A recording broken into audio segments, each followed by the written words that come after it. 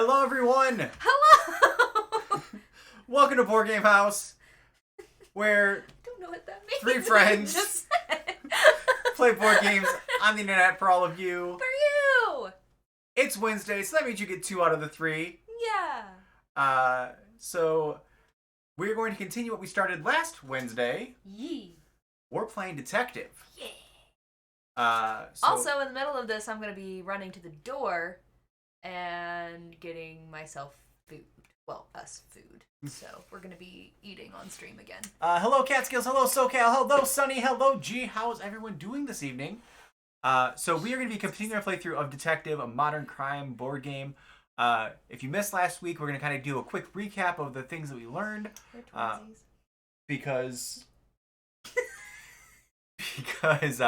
it does... some of the things we found out in the last session can actually play over into this session. I think one of them did. A lot of the story, overarching story does. I think one of them got placed in 2. Yes. I know one got placed in 4. Mm-hmm. And I think one got placed in 2. Well, but also just all the cards that we've actually... Hello, Wampiscato! All the cards that we got from the previous session, we can actually still go through again. Right. I also talked to Derek after the stream, and he was like, I don't feel like 6 out of 24 is winning. I'm like, you're right. We did so poorly. So bad. This says you did almost great. This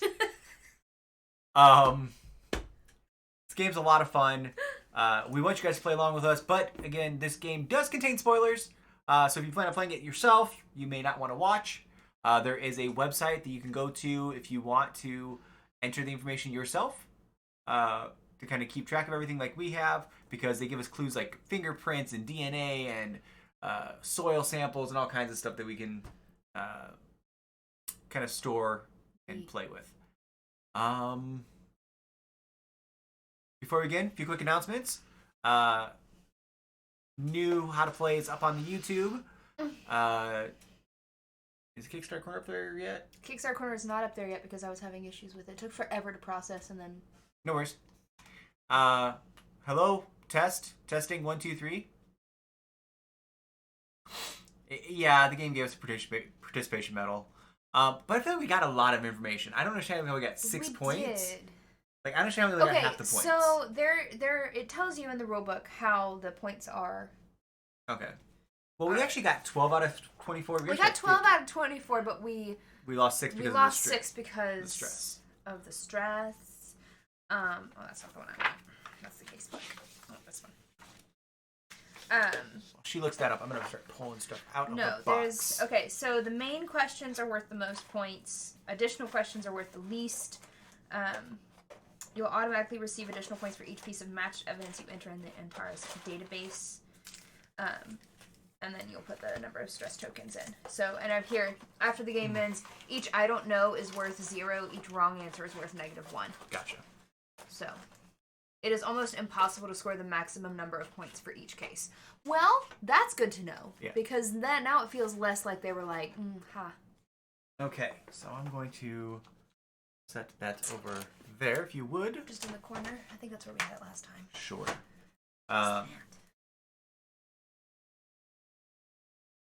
So these are the cards that we can go back and look at these cards at any point in time. Okay. So all this stuff, all the information from the previous one, I'm gonna put there. There's that. What about the stuff that we didn't do? That is all in a bag over there. Oh yeah, we put that over there. We cannot touch that. Okay. So that's information we will never do. Set Belmont! Set Belmont, thank you for the host! Hello, thank you for that host. So let's go through the last session. I appreciate... Wait, hang on. We didn't talk about this last time. Okay. So, in the rule book, which, number one, I always think it's funny when rule books are, like, ginormous. Mm-hmm. But the designer put notes on the back that tells you some, like, player roles that you should consider doing. Like, you should have a note taker, you should have a techie, a browser, a fact checker, and my favorite, the narrator. You are responsible for building a great story. You read all the cards aloud, do voices, and help create a great experience by adding some atmospheric flavor to each new lead card. Ooh. So, perhaps there will be voices tonight. All right. Who knows? I do not. All right. So I'm Also, remember when I said I wanted to order Chinese food? Partially because it was cheaper than getting a pizza because we were gonna have to get 2 pizzas because I'm picky. And partially because that's what is typically shown on like the shows and stuff of them eating Chinese food. Yeah. But look, there's Chinese food. Yeah, thanks again. But before we begin, we talked about the YouTube. You have the 4U reward points you can use. Also, also for the whole month of, for the whole year, 20% of all donations are going to be going to charity. On Friday's stream, we actually got up to our first $100, so $20 is going to be going to charity. It's going to be going to the Humane Society, and also we're going to be donating a game to West Virginia University's Toy Mountain. So, yay! Thank you guys for your generosity. You guys are amazing. We love you guys so much, and this helps us give back. And Megan. Yee. We are at 709 followers, which means we are 91 away from our super big goal of 800 followers. When is that goal ending by? I don't know. Whenever we hit it. It's just our next goal. Wow.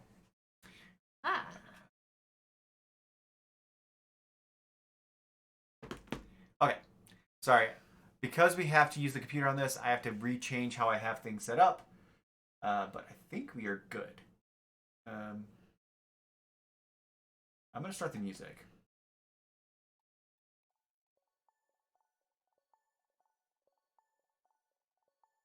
Switch over to this one.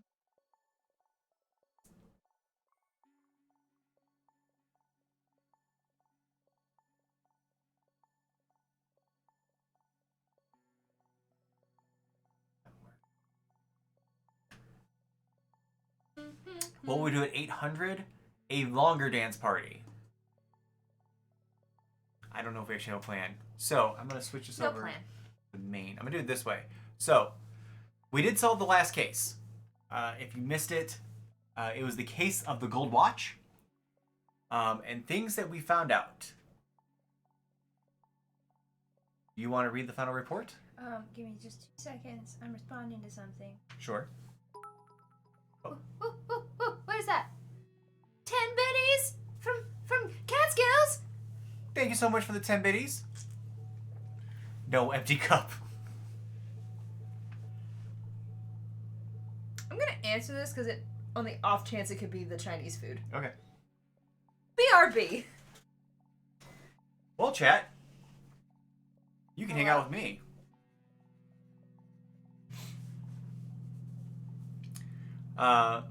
I hope everyone had a fantastic middle of your week.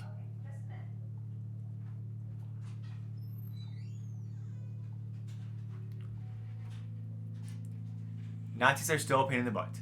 Yeah. No, do not mute me, Catskills, because then I'm just going to sit here and stare directly into the camera at you. Oh, thank you, Pescado. Also with the 10 happy butt biddies. Yeah, gotta pay for it.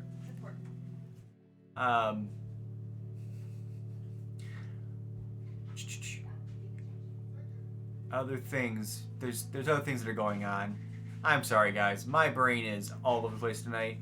So it's gonna be real interesting to see if I'm gonna be any help in solving this case.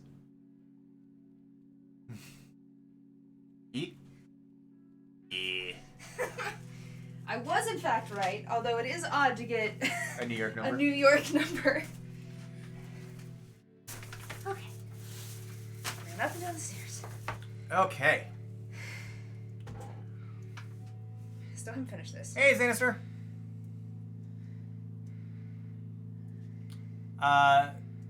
Xanister, we are. Oh, I'm like lying, man. No, Derek takes Wednesdays off, so that's where we're playing Detective, which is a cooperative detective crime-solving game. We did it last week, and we solved the mystery of the gold watch. This week, the mystery is called the Soldier with a Heart of Gold, I think. Yeah, the soldier with a heart of gold. So, first, you want to read our conclusion from last time. Okay, the conclusion from last time. You have finished your job for the time being. Before heading to the nearest pub for dinner, the whole team meets with Delaware in his office. Thank you very much for completing your investigation, and make no mistake, this was an important case. He smiles briefly and points to the screen. I have read your report. I've also done a little bit of my own research. Let me point out some things I find particularly interesting. First of all, Mr. Owens Jr. It seems that you were right about that. He found the watch underneath the floorboards of his porch of his family home. It seems that his father hid the watch there. Rupert Owens is just a small fish, a local swindler who needed money, so he sold the watch to the auction house. Your investigation has determined that the previous owner of the watch was Rupert Owens' father, Marcus Owens. You believe that he bought it from Horatio Dawson. I tend to agree with that assessment. I believe Horatio Dawson was in dire need of money and he tried to sell his valuables to Marcus Owens, including the watch. That tipped Henry Giles to rob his house. Now, Mr. Dawson makes this case really interesting. He seems like an important piece of the puzzle. You were unable to determine how he got the watch. Let me share with you what I think. While he was probably an honest guy and a good soldier, Horatio Dawson was most likely pressured by his fellow soldiers to take a bribe from a rich German who wanted a safe passage through the checkpoint at Brenner Pass. That rich German had to be Kurt Blutholz himself, escaping Europe under a fictional name. So that brings us to the last piece of the puzzle. How did Kurt Blutholz get the watch? I'm sorry to hear that you don't remember my briefing. Sassy. I specifically stated that the watch was robbed from the museum in the land of Posen. A museum of the land in Posen. It must have been Blutholz. During his escape, he used it exactly as he intended, to secure himself a safe passage through the Allied checkpoints. Well done, detectives. I believe your report is sufficient for our administration to explain the Polish government how the watch, stolen from them during World War II, ended up in the U.S. You can be proud of yourselves. The very first Antares investigation is a success.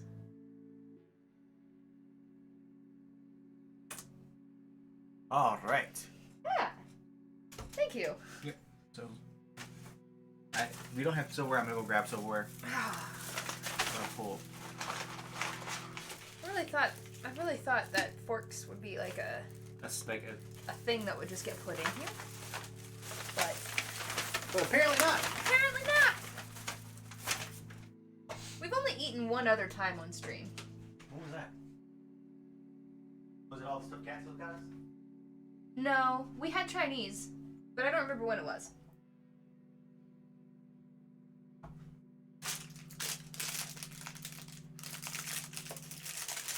Seven and a half.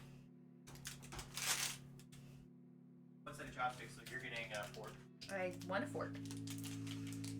You think I'm gonna try and eat with chopsticks on stream on the internet? I am. When I got noodles. No. Megan, what shoe size do you wear? There's a reason. Oh, okay. Gotcha.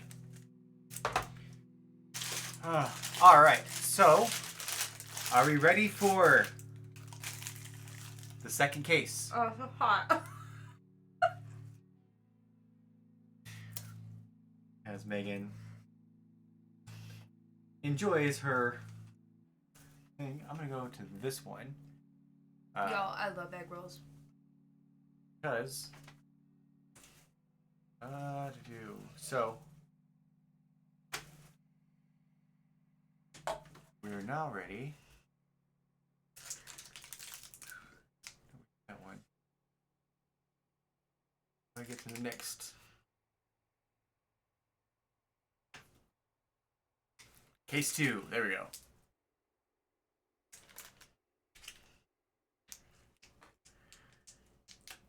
Oh, there's a video for this one. Oh, video. Ooh. Ooh. Oh, it's actually a recap. Recap. Previously on Criminal Minds. Okay, well, I'm going to do this then.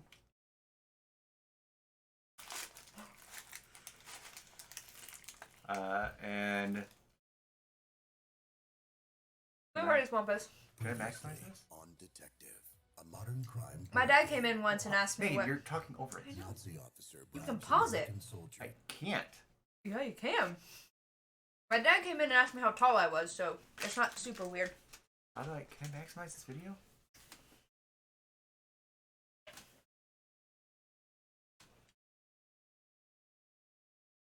Doesn't look like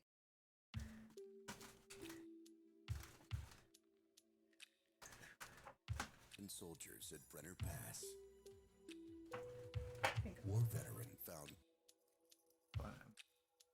There we go. All right, ready? I'm prepared. I'm gonna turn the music off for just a second.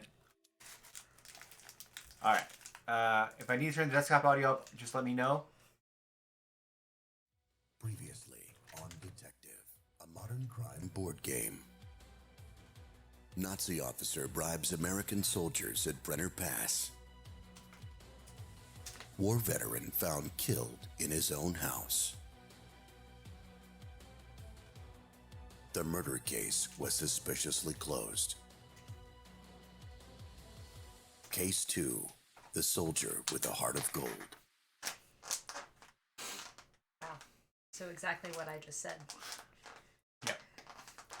I'm sorry, I thought that was going to be a little bit longer. Okay, but wait. Can we just look at... Clearly, this is what we watch in our off time. There's a lot of Critical Role stuff on there. Oh, I want to watch that episode of Graham Norton Show with Maggie Smith. Probably one of my favorite CR moments ever. That's from campaign 1. That was actually one of the. I think it was the first live show. I should go in. Okay. All right. Close that. Also, I feel like that's kind of a big spoiler there, D&D Beyond. But I also feel like if you haven't seen the first... It's been a while. Okay. So, we are ready to do the introduction to Case 2. Do you want to finish eating a little bit before you read this? Your 2 minutes? Yeah. Give me a second. So I have music back up. Music back on. At Brenner Pass. What? War veteran I found wanted to start killed music. I didn't in want to his start own that again. house. The murder case was suspiciously closed. What have you done? Brown Brow, Case 2, 12 the months, soldier 1 year. with a heart of gold. Thank you so much for your 12 months of Twitch Prime. A year. Holy crap.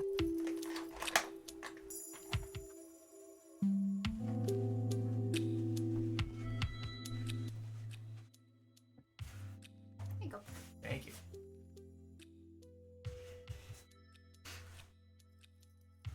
All right. So, Okay.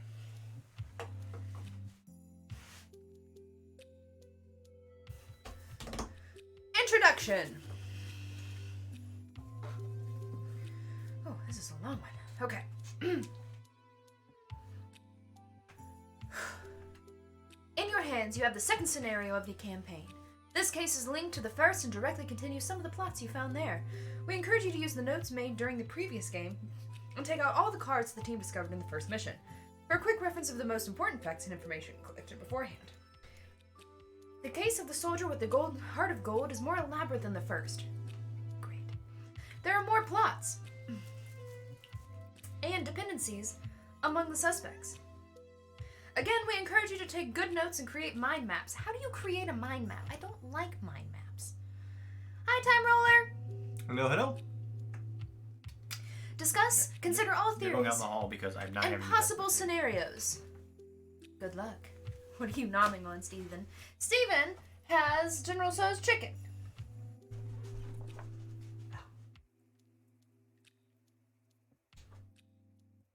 Log into the Interest database and watch the video instruction to Case 2. Introduction, sorry.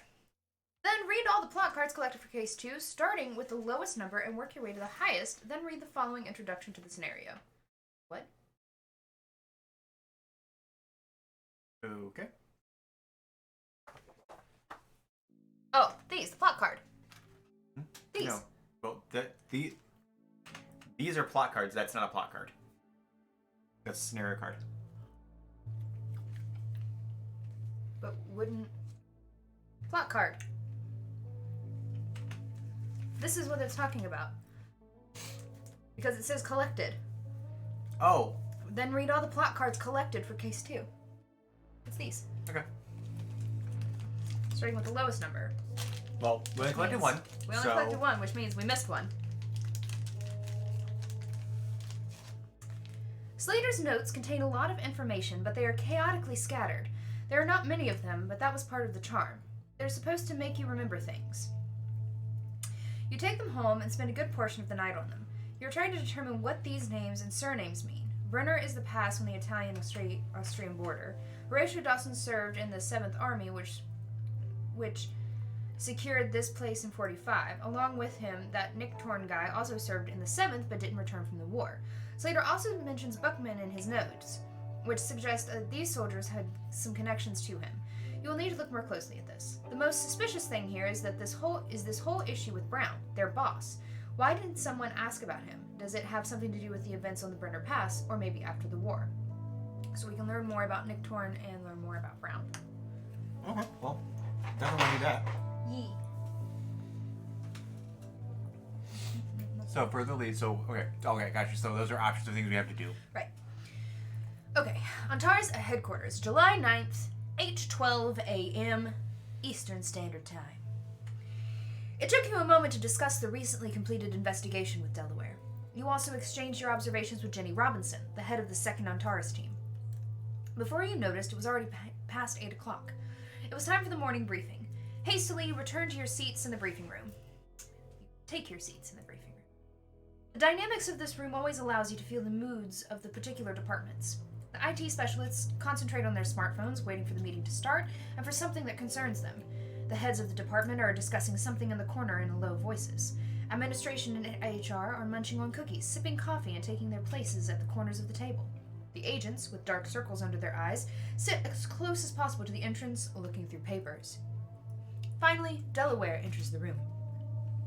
He takes his place at the head of the table, puts down his notebook, turns up the light, and begins his presentation. Hello all. As you know, our main investigative group has recently completed the investigation of the man with the golden watch. He stops speaking for a second and looks at everyone gathered, as if half expecting someone to consider it a good joke. There are a few nervous smiles around the room. He continues.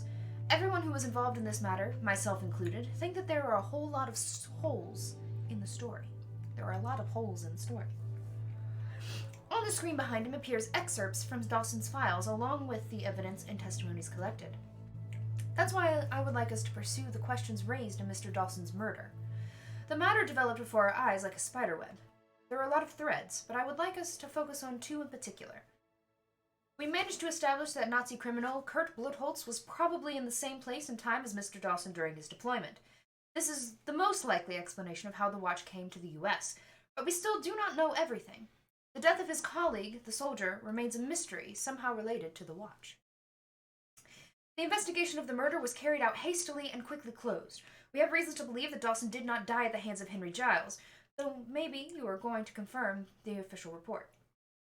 Delaware falls silent, as if he forgot what he was going to say next. He reaches for his green notebook and looks through several pages. So, start by checking the files from Marcus Owen's trial and transcripts of witness interviews. Giles did not leave many documents for obvious reasons. I do not know if these 2 cases are connected in any way. At first glance, they are not, but we can't rule out anything at this stage. Many of you may be wondering why we're digging up the past instead of dealing with more urgent matters. Let me explain. Soon there will be an audit of Antares, which aims to provide us with a few additional security certificates necessary for the optimal operation of the system. Without them, I'm afraid we will not be able to get involved with exciting and important cases worthy of such an outstanding group of specialists we have gathered here. Solving a case from the past looks good in the media and will certainly help us.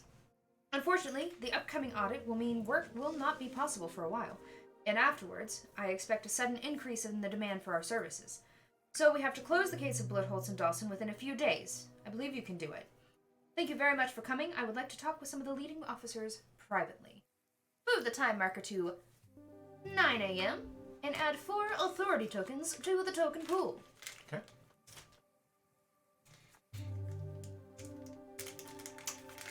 Oh, good. If you do not have the 125 plot card, so we did miss one, you should read. Richard Delaware goes to his office and you follow him, wondering what other orders he has for you. It turns out that it is about the exhumation of Horatio Dawson's body. See, I told you we should have gone to the cemetery. I came to the conclusion that without the exhumation of the body, we will not be able to properly bring this matter to an end. That is why I would like to ask you to go and obtain the necessary permits in the court. Put things in order, so to speak, and then go get thorough research in the laboratory. Obtaining a court permit wasn't very difficult, but it required time. The judge issuing the permit asked detailed questions about the procedure. He probably served in the army himself and wasn't keen on digging up a veteran. Anyway, after filling out a ton of documents, the date of exhumation was set. Move the time marker to 10 a.m. Where did the markers go? Hello! Mitchie! I hope that's okay to call you Mitchie. I'm missing the markers. I don't know where they are. What did you do with them? Over here. Okay. You didn't get them out. I mean, I thought I saw you grab them, but you must have just thrown them back in for some reason. Cool. Alright, we did get 133. So marker goes to 10 a.m. Alright, so our goal is to discover who killed Horatio Dawson. Okay. Delaware expects a full report on his desk within 6 days. We have to collect evidence of it. The stress limit is 7. Okay. So we have files from the trial of Marcus Owens. That's at the courthouse. Record the witnesses' interviews from the hearing, also at the courthouse. Exhumation of Horatio Dawson is field work. That I think we need to do that. From the previous case, we have the police files regarding the murder of Horatio Dawson, file 1, which we have. And Slater's notes, 130, 132, and 127, which we also have.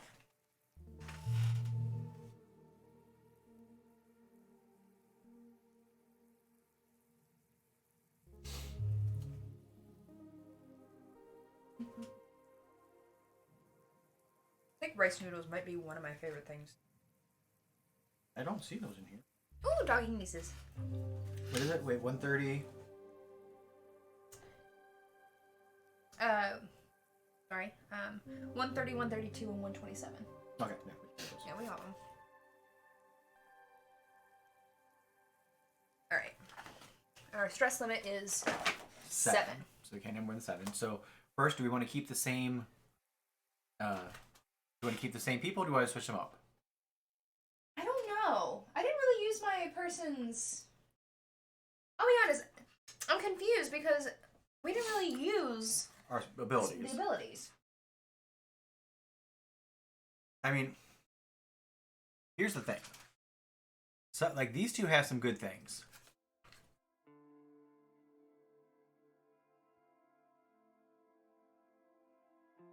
I don't think that she served much purpose.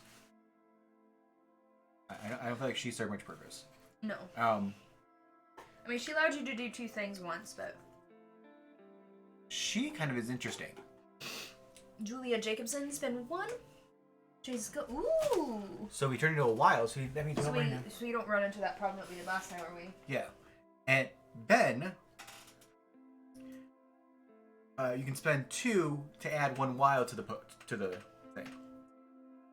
So Now their stuff.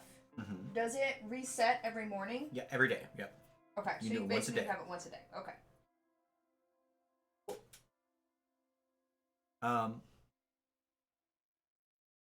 So I would say, I don't know. I think I'm going to stay with Chris because I think being able to dig deeper later on something we didn't think was important I think is that's more a really important good. than doing this. Because with her, if we have her and him, I think that's a good combination. I agree. Sure. I agree. So let's keep these 2. So still have Chris Stone and I have Julie Jacobson. She's a former investigative journalist. Julia has a series of very successful investigations for her newspaper. She works well under pressure and with limited resources. Alright, so these get flipped over. So we have Tom Clemens. 2 wilds, or 2 secure, or tech. Tech. 2 files. 2 files. And Ruth Redknees. 2 communications. She does not get anything. And he gets an investigation. But that still gives us 7 things to work with. Yeah. So that's good. All right. So what do we have as far as further leads in the book?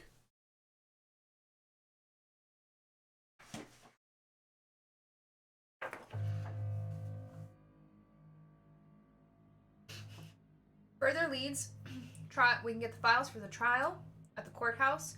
We can get the record of witnesses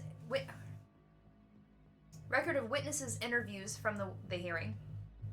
The exhumation of Horatio Dawson, which is field work, and then from the previous case we have all the notes and stuff.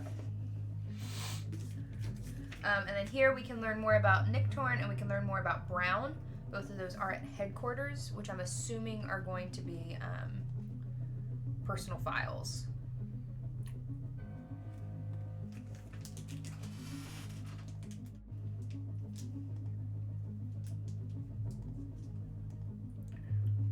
We need to scoot all this up, or we just need to move this there.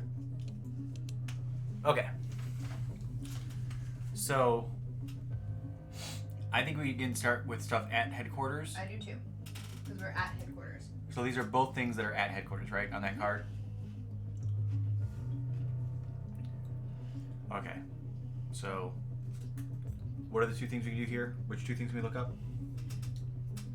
I want to look up some more stuff on Brown. I don't think we're going to find a whole lot of information, but I think he's strongly connected. I so do too. all the information Brown we can and find on Nick him. Torn. Nick Torn is the one that died. Okay. But we don't know how he died.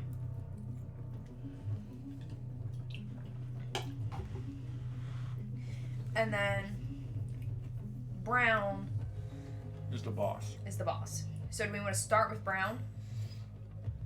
Yeah, let's start with Brown. Okay. So that's number 227. We're already at headquarters, so Mhm. So there's no travel time. 227. It's gonna take us 3 hours. okay.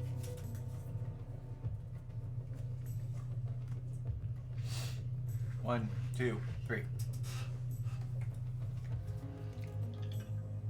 We have 6 days to complete this, right? Brown's files are restricted. The Antares system bounces off databases like a ball off a wall. On the main screen, notifications about access denied appear one after another. All inquiries, every last one of them, denied. Damn it. You grab the phone and call the National Personnel Records Center in St. Louis to talk to an actual living person and find out what's what. Unfortunately, you also hit a wall there. You're wondering how to get to the core of it, where the gap is that you can use to squeeze in and get to Brown's file. The answer comes from an unlikely source. The secretary connects a conversation with the Department of Defense, and after a while you hear the voice of General Henry Brown. I see here in the system that someone from Antares is looking for information about my father. Unfortunately, the data is restricted. I cannot give you access, but of course we can informally talk about any issues that will not be covered by military secrets. You immediately straighten yourself in the chair and activate the recording of the conversation. Read questioning at 227.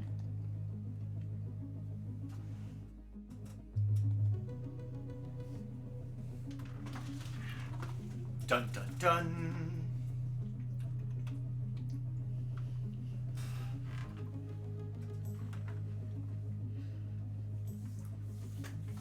Conversation with General Henry Brown. My father, Samuel Jerome Brown, served in the 7th Army during World War II. In 1946, while stationed in occupied Germany, he was accused of fraud and corruption as well as falsification of records. Due to his exemplary service, he was discharged from the Army without being charged. In 1949, he was rehabilitated and his military rank was restored. He, however, gave up his service. He preferred to devote himself to working in the private sector. In 1952, he founded a logistics advisory company, Get Force, which cooperated with civilian and military aviation. In the same year, the company signed a legal service contract with Lexington, Virgil, and Bowl. He died in 1985 in a car accident caused by an unknown perpetrator. For a long time, you sit in the chair with your phone in your hand, wondering what the heck just happened.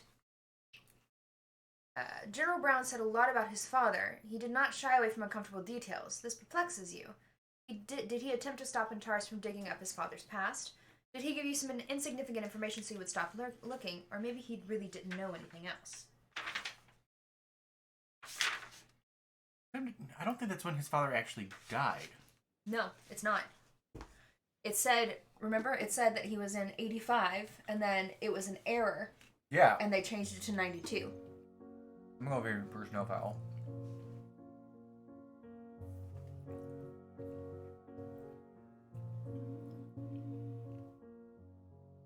Oh no, the wrong date definitely was 92, and then it switched to 85. Sorry. Backward. I don't think that's true. I think that he actually probably died in 92, and there's parts of his history we don't know. Maybe.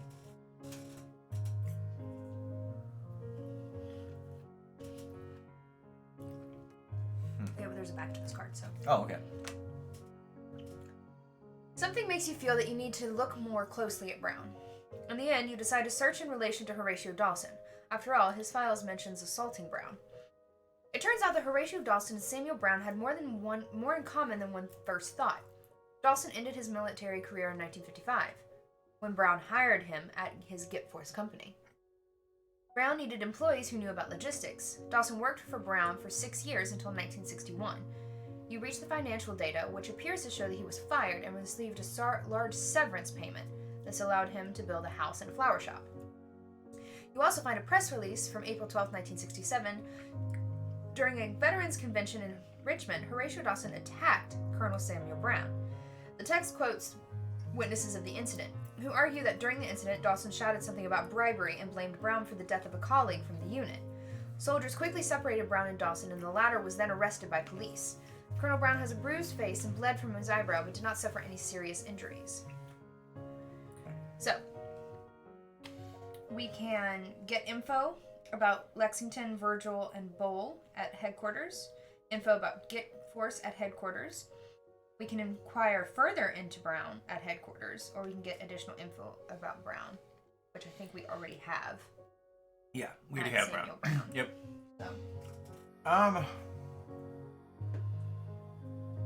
Wait. Oh, yeah, never mind.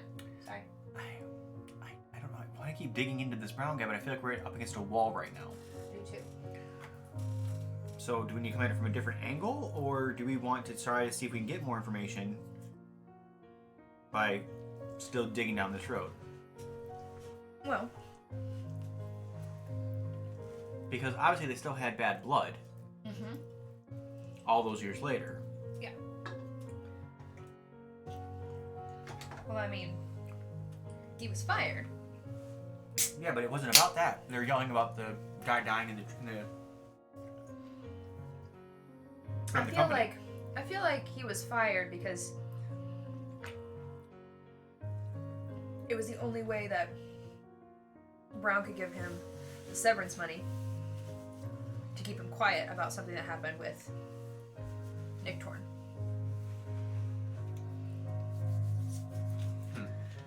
The plot, it thickens.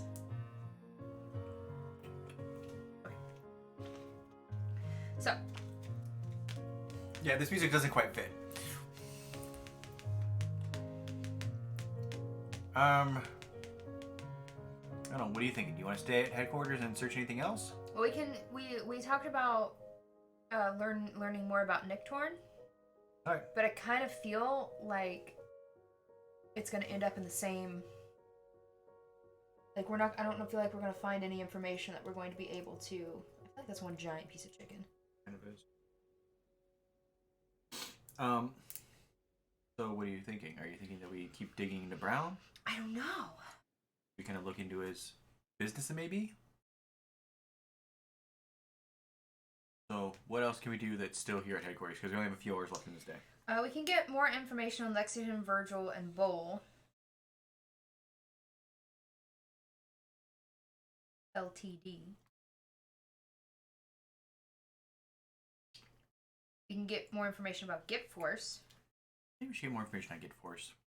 Okay. That's number 234. I actually agree that we need to get more So on Gip Force. Git Force. Was it 2 what? 234. 2.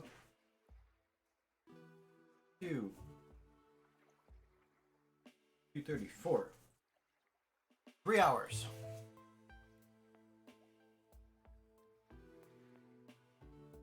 And we have 6 days to do this one, right?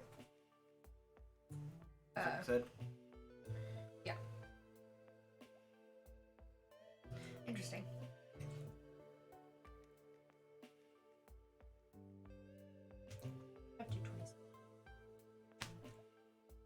Okay. You sit in front of a computer with a slice of pizza and a Coke to start looking for information about Gibforce. It begins very interestingly.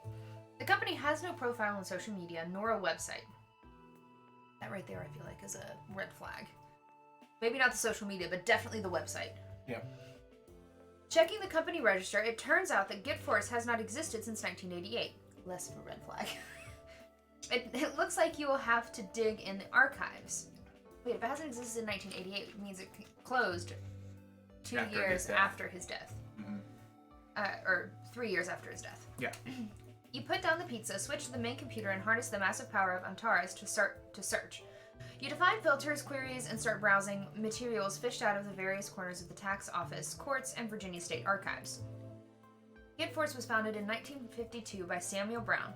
From the very beginning, its capital was quite significant, surpassing military salary.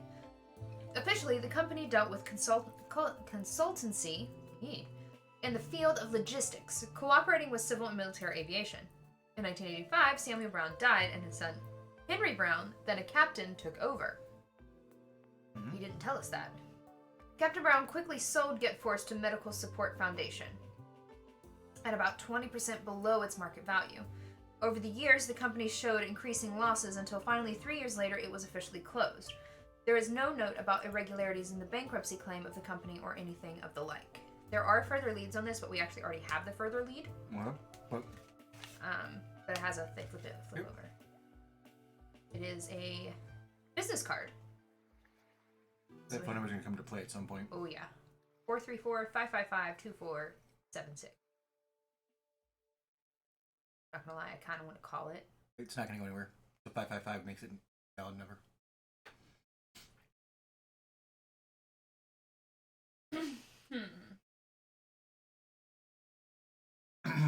Well, we learned more about Gibforce.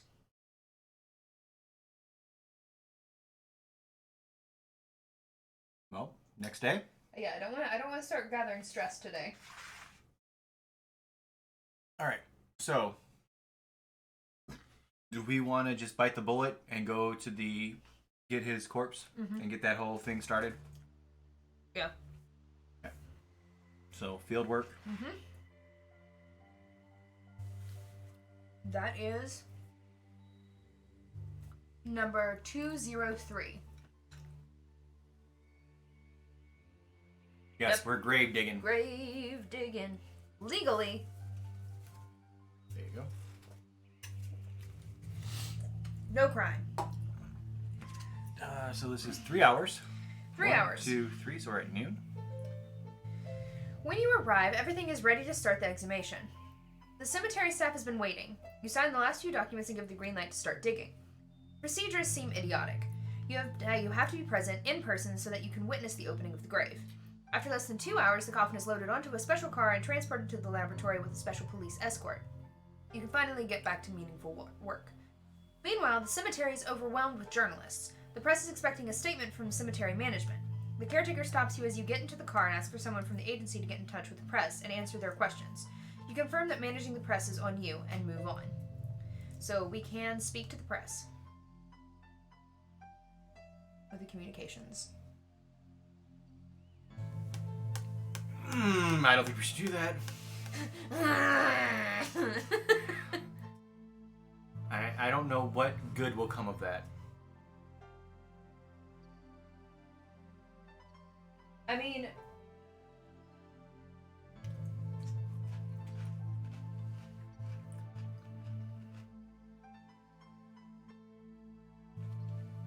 here's the thing.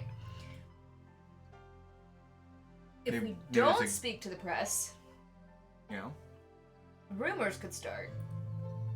if we do speak to the press, rumors could start.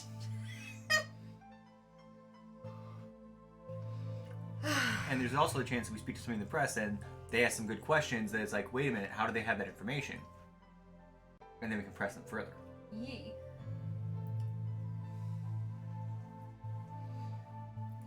I know.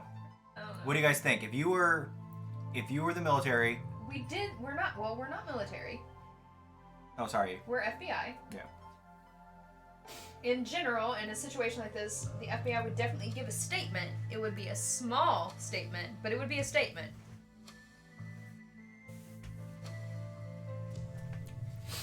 Belmont is saying to control the narrative. Mm-hmm.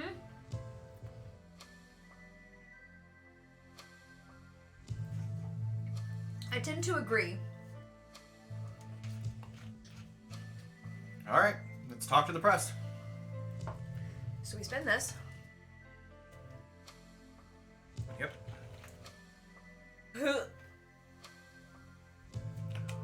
Oh. Oh. Leaving the cemetery, you stop by a group of journalists. You get out of the car and approach them.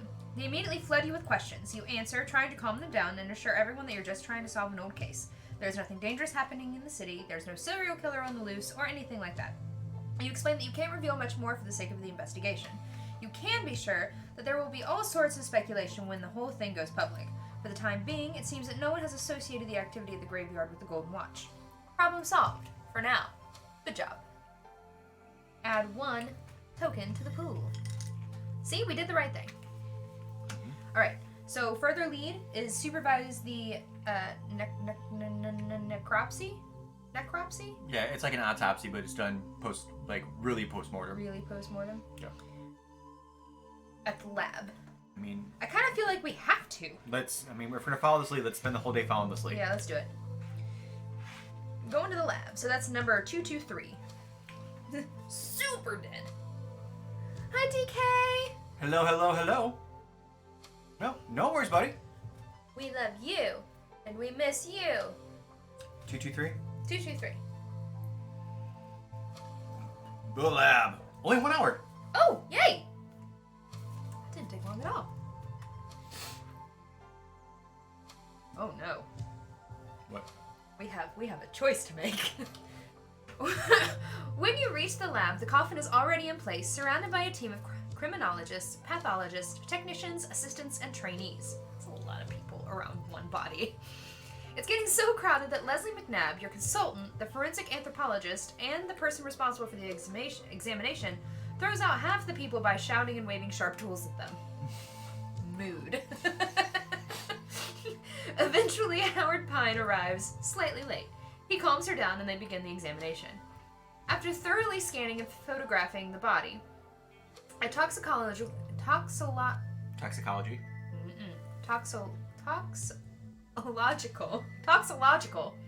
examination is conducted. Materials collected for DNA and identification. The state of the corpse indicates that the original autopsy was not completed. The blood group is also consistent with the victims. Further research depends on the team's involvement. Okay, we still have 2 hours. Okay, so we can spend a investigation token to supervise the examination. Okay. We also have further leads on here. Do we want to personally supervise the examination? Well, we know what the further leads are first. We don't have to decide. I thought we had to do this first. No, because we can decide if we're gonna do one of those or if we're gonna.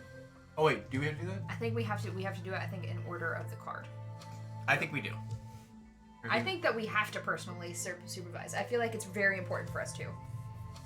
Oh, we're using so many of these in one day. Mm-hmm. All right. Before the corpse is taken away, this was a good choice. Before the corpse is taken away by a team of laboratory staff, you ask for a few minutes to conduct a forensic examination. You try to imagine Dawson, a powerful man fighting for his life. It's hard to believe that he died without a fight, without a struggle. You look at his fingers and you can see a slight crack in the nail full of dirt. You summon a laboratory worker and bring this to his attention, asking for an analysis. A few hours later, it turns out that you were right. Dawson defended himself and managed to scratch the attacker. You have his DNA. Woohoo! Evidence!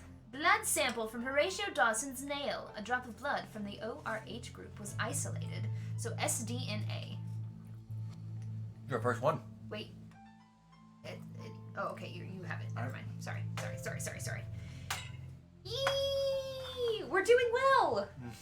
Doing good. P L T T Y 3 dash H A D 3 5 D. That it? Yee. Add match. What we got? Got nothing. Nothing yet because it's our first one. Yeah. All right.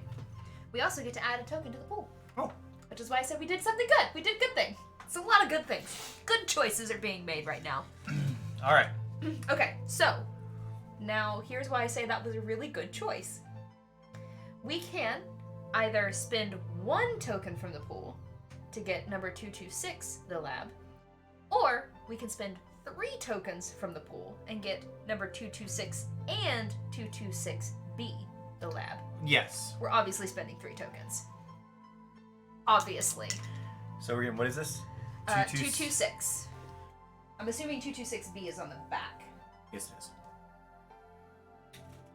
Oh, if we're doing, well, it takes 2 hours, so. Oh. So this is... Yeah, because you don't have to follow those leads. We don't have to follow them, but I feel like this was important to go ahead and do. All right, so here, this one's done. We've done That this one is... one. Yeah, I was keeping it because we still have further leads there. Oh, which one did? No, sorry, the 223. That's what I want.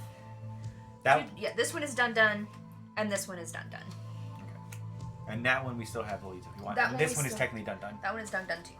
Okay. So I'm just trying to keep these straight for us. So. Done. Different than the SVU done. Yes. All right. Autopsy report of Horatio Dawson. Lead examiner, Dr. Leslie McNabb, forensic anthropologist. After removing the skeleton from the surrounding tissue, the complete skeleton was examined and assembled. An indentation of in the skull was observed. I'm sorry.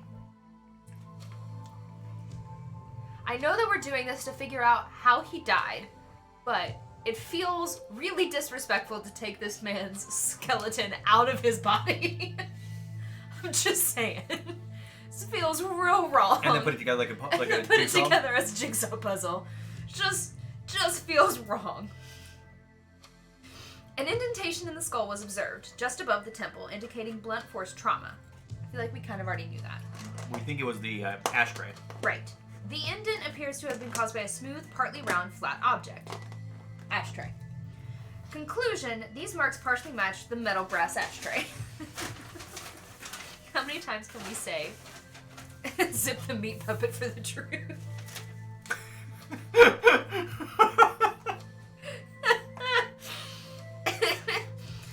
It also has been discovered that there is a denting of the cervical vertebrae, which was created as a result of side impact with a large force from a flat edge with a width of 1.2 inches. It caused the spinal cord to break and was the leading cause of death. Conclusion, the desk in Dawson's office fits that width. So he was smacked, probably... Into his desk. Yeah. Okay, we add a token to the pool, Nice. so we get one of the tokens back. So literally we're back to where we started. Okay, and then we got B2. After finishing the official report, you go down with Howard Pine and Leslie McNabb to the ground floor, to the restaurant area. You will discuss the conclusions from the autopsy over coffee and salad. Neither Howard nor Leslie are usually the most talkative people, but now, immediately after the end of the research, they are bursting with energy and exchanging opinions. You must note your conclusions. The perpetrator hit the victim with an ashtray, however, the blow was not effective enough. Then, the offender had to kick Dawson in the back of his legs, cutting him down, holding his head. He hit him against the side of the desk. This powerful blow probably caused his death and moved the desk. The perpetrator was tall, about 72.8 inches, or 185 centimeters. These findings suggest that Dawson knew the attacker, but the attack completely surprised him.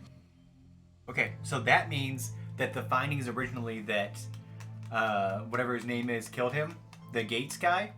Giles. Yeah, Giles. Sorry. Giles doesn't fit that. One, Description. he's too short. Way too short. Giles was small, if I remember correctly. I didn't write anything down about Giles.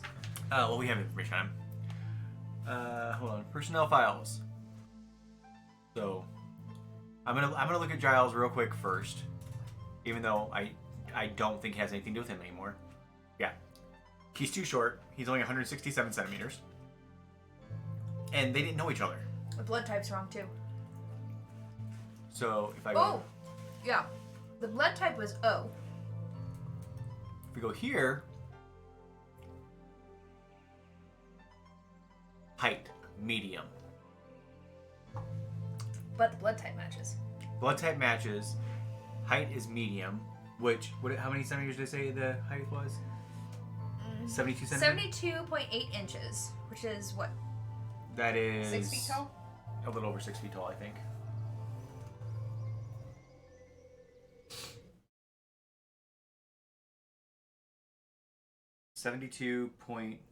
Was it 8? Yeah, that's literally just over 6 foot tall. That's as tall as I am. Okay. Wait a minute. Hold on.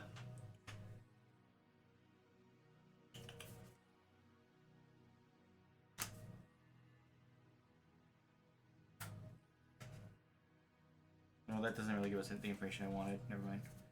I was gonna give you the picture, and we know how tall her ratio was.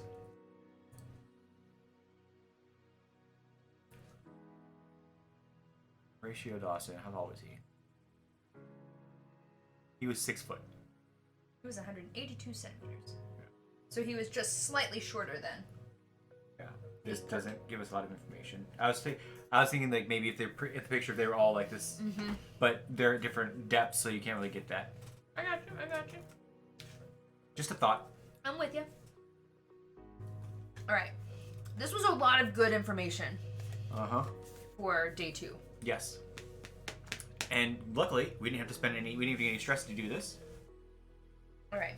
So We have learned so far. So I think we can eliminate. I'm gonna try a mind map, even though I don't know how a mind map works. I think we can eliminate. I'm gonna choose so we're bigger. I think we can eliminate Giles as a suspect. Yeah, we knew that. Well, Giles is out. I think he was there to rob them, but I don't think that he was the person that killed him. Hold on. Oh, wait. Rupert Owens. No, Marcus. Marcus is his father. Marcus is his father. How tall is he? 5'6", also short. He's too short. So, right blood type though. Yeah. Go to Giles's file.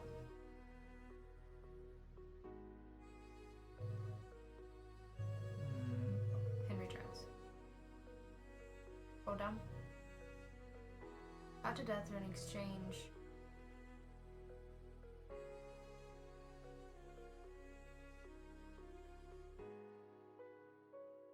It's possible that Giles was shot as a cover-up. Possibly. Easy way to pin it. It's easy to pin it on a dead man.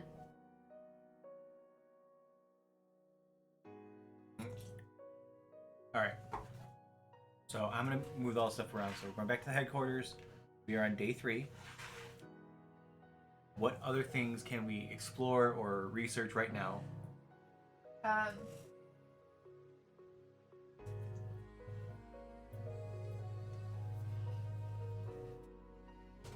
So that one's completely done.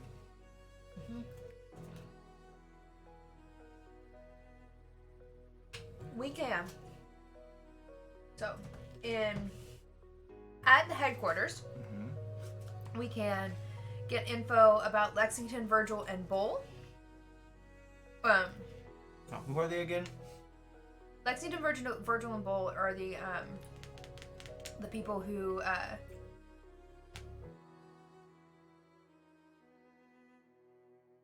has something to do with Get Force. Okay. I mean, to me, everything is pointing to Brown. So, anything we can do to kind of get more information on him, which I think Lexington, Virgil, and Bull will give us that. I feel like it was in that information. It was in this one.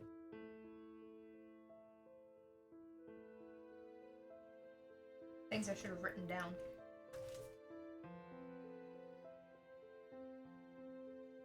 It's definitely.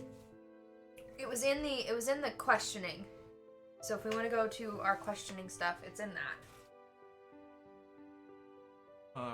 And it was general conversation with General Henry Brown. The company signed legal service contract with Lexington, Virgil, and Bull. Gotcha. I can't remember. He didn't say anything about him taking over the business either. No, he did not.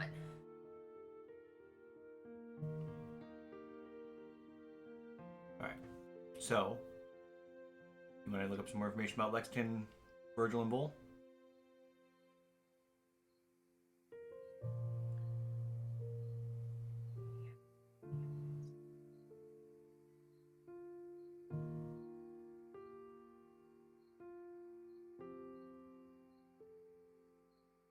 Alright.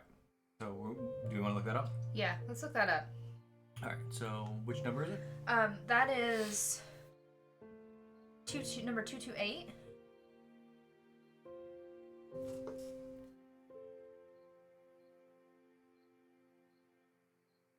Two to 8. 2 hours. Oh, we got A lot of options. a lot of options from that. Lexington Virgil & Bull Ltd. is one of the largest law firms on the East Coast. It's based in New York and employs dozens of young and talented lawyers. The company was first called Virgil & Bull and was one of those old-style stable law firms. Founded in 1947, it initially dealt mainly with damages and migration issues, then gradually advanced to the status of large corporation.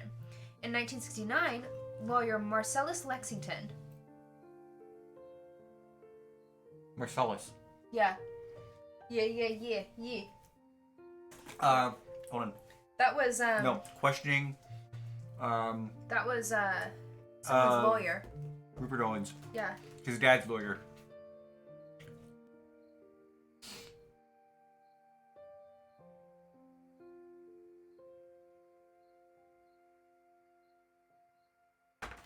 Marcellus, lawyer for Marcus.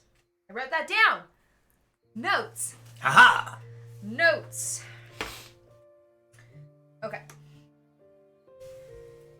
And after a few years became one of the main shareholders.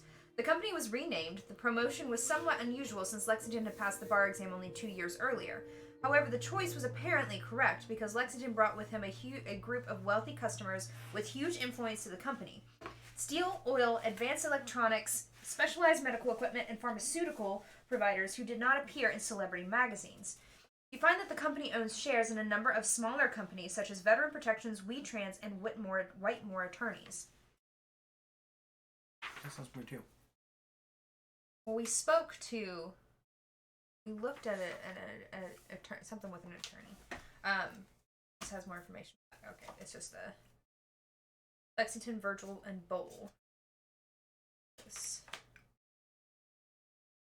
So, I feel like some of those we didn't look at the back of. Yeah, we did. The only ones we didn't look at the back of, I put elsewhere.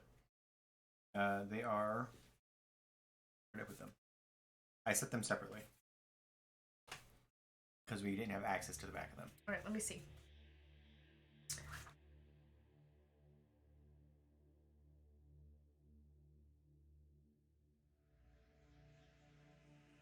Chat, you're supposed to be our notes. You're supposed to remember all this.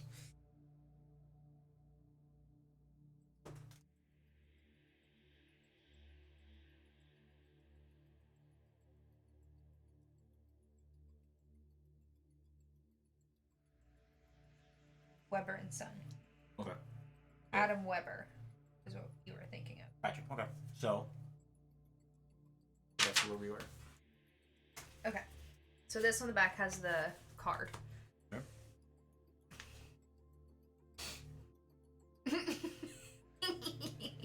Don't listen to him. All right, so we can actually contact Marcellus Lexington. We can get information about Veteran Protections, we can get information about WeTrans, and we can get information about Whitemore Attorneys. I'm afraid if we go too far down this rabbit hole. I think we just need to talk to Marcellus because he's connected. I think if we could find out if he knows if we can find out that if he's connected to both if he's connected to Marcus Owens, that'll connect some things for us. Yeah, I agree. So I think we question Marcellus. We're already at headquarters, so I think we do that. What do you think? So that's 2:05. I agree. 2 hours.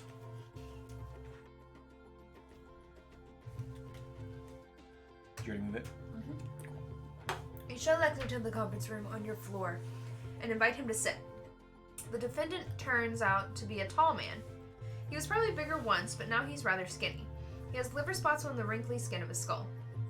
You plug the computer into the system, and after a moment, a picture from the camera located in the corner of the room appears on the wall-mounted screen. The system automatically starts recording audio visuals, creating a written transcript of the conversation, and forming the witness behavior assessment and stress level based on facial expressions and elements of body language. This meeting is unofficial, you inform the lawyer. Therefore, we will not be recording. Please relax, you are only needed as a consultant. Turning off the camera and microphone, the view of the room disappears from the screen on the wall. You pull up the files related to the case and upload scans from the file to the monitor. Of course, the backup camera is still rolling. Read. Questioning 205. He tall, he done it.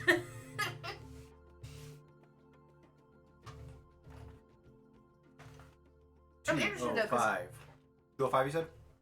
yeah, because we have Marcus.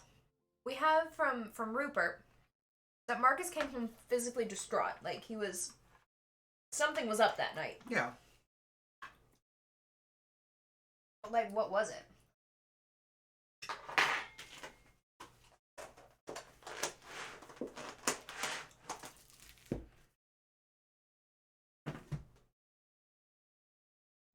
Ready?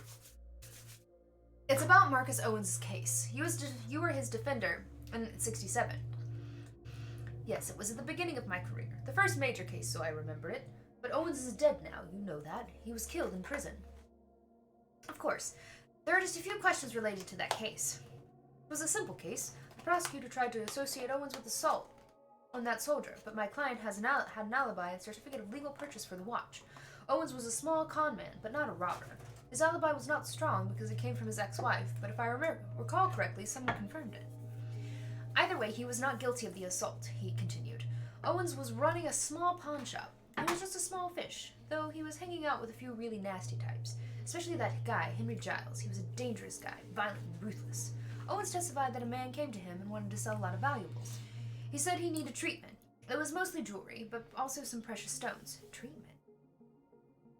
My client was surprised that he did not go to a jeweler. He also wanted almost $7,000 for them. It was a large amount of money that Owens did not have. He bought only a gold watch and a few other pieces. In any case, the watch was not found, and I was given trouble about it during the trial. Owens mentioned that Giles was in the store at the time of the sale and heard the conversation. He was going to follow the soldier. Giles wanted to work together, but Owens was too scared and refused. They had a violent disagreement, but Owens was afraid of Giles, so he just decided to stay quiet. Lexington paused for a moment and started speaking again. I managed to defend Owens from the murder accusations, but there was a pile of other evidence related to the fencing. Also, I got Judge Fortis for the trial. Very sharp.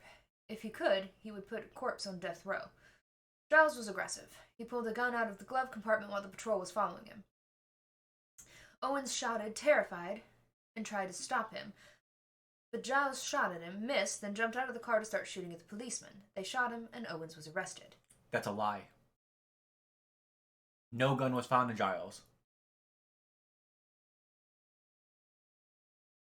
No, Giles had gun in the car. Giles had 2 guns in the car. Did he? Yes. Hey, Z! Hi, Z! Yeah. It's over there.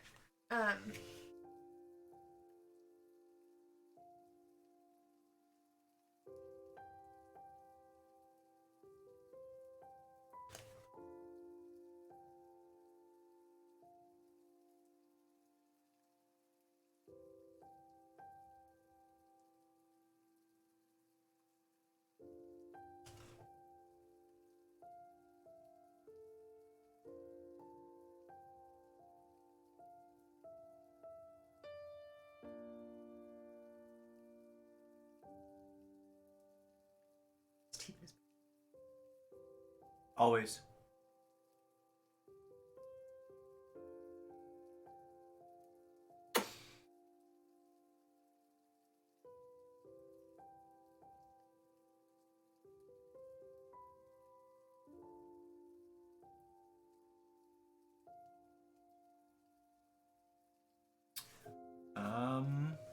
Police file maybe?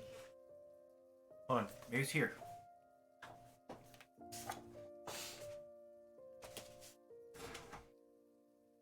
Yeah, a 38 caliber revolver. Okay. Okay, he had a gun. Okay. Actually, I am just about the height of the guy they're saying did this, so you never know. Owens knew about the robbery? Probably not, but he must have guessed it. He got scared. Okay, wait. I forgot about the stress levels. I was like, why is the low stress levels? Okay. High stress level. High stress level on that, probably not. So he did know about it. But he must have guessed. He got scared. Giles must have searched the house. He opened the safe, but I don't think he found the valuables Owens claimed were there. Giles knew how to open safes? I doubt it. He probably got Dawson to do it and then threw him down the stairs and killed him. Okay, so low stress level. That's what he believes. Giles made so much ruckus that the neighbors called the police. He took Dawson's guns, some items that looked valuable, and the cash drawer from the flower shop. Then he escaped. But wait. Dawson didn't die from falling down the stairs. Yeah.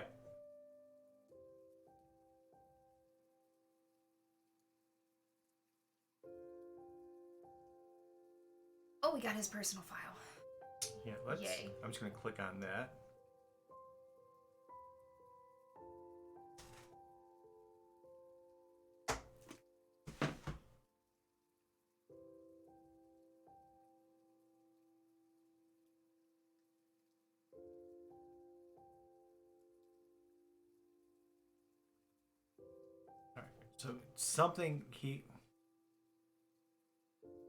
So he was definitely lying about Owens knowing.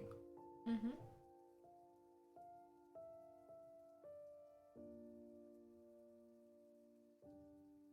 But I don't think he knows who killed him. Because if not, this part here would be a high stress level. Yeah. So he's showing that Owens knew about the robbery, but not about that. Okay. Do we want to interview the judge? We can interview the judge? But, like, judge, because he had medium stress level when he said very, very sharp. Yeah. Which means he worried that the judge might remember something.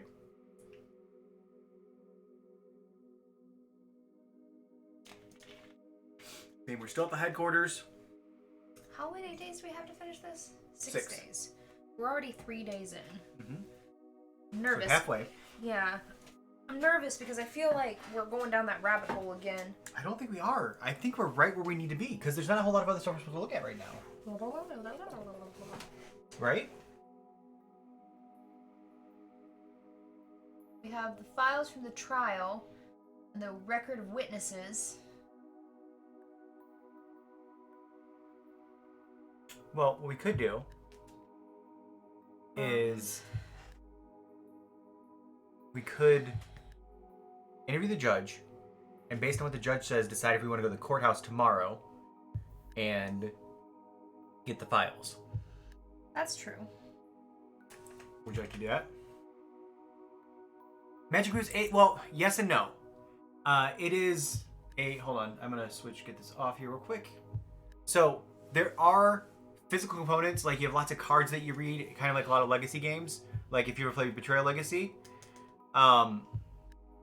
But Hey, Neon! hey, Neon, been a buddy. So you have cards and things that you read, but what's really cool is they actually have a physical website that's a database that you create an account, then you type in things to get information. And it stores it for you. So from case to case, you have that information to your disposal. So like you get fingerprints and DNA, and so as you're collecting more information, it will actually make matches for you. So it's definitely a great combination of both, and I'm not sure how well it's translating to the stream for you guys, but I love this game. It really makes me feel like CSI. Alright, so we're going... I think we question the judge. We're going to question the judge. That's where I feel we go. Alright. Because the judge has no skin in this game besides giving us the information. Alright, that is number 204 at headquarters. 204. Okay. It's got plenty of time. 204. 2 hours.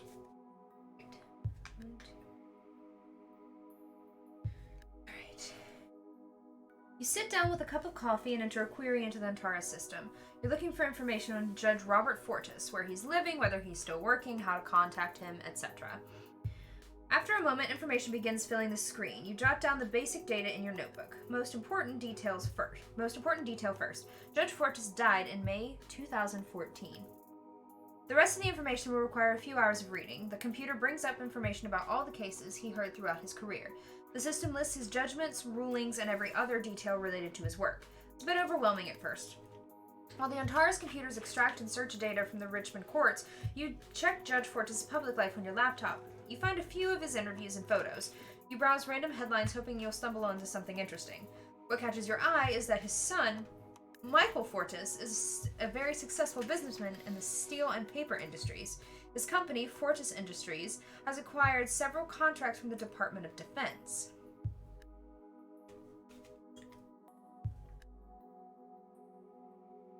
So we have Fortis Industries business card.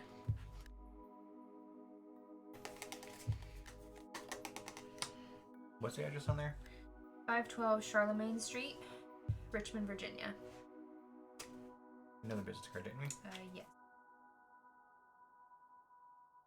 Doesn't have any. Part of me wants to look up these addresses to see if they're real addresses. And how close they are together. Alright, so we have further leads. We Okay. can sniff around Fortis Industries, or we can call Michael Fortis. I don't know that this has anything to... There's nothing in it. I mean, with Department of Defense, Mm-hmm. is the DoD who's been stopping us from getting... I think so.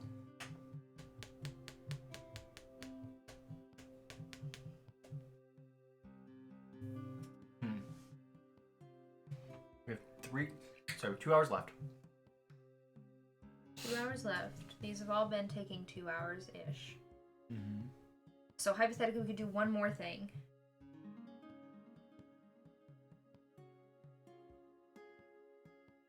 We contacted Marcellus, so we did that. Well, I feel like maybe sniffing around might be do we want... What about this one? This one seems a little bit out of place. veteran protections. Yes.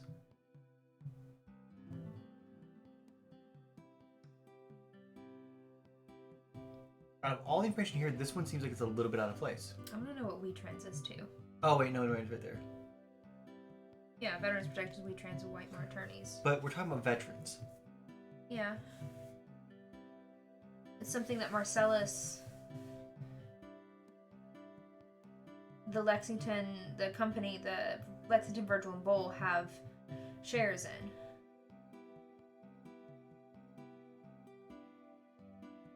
I don't know, I feel like there's something with the judge.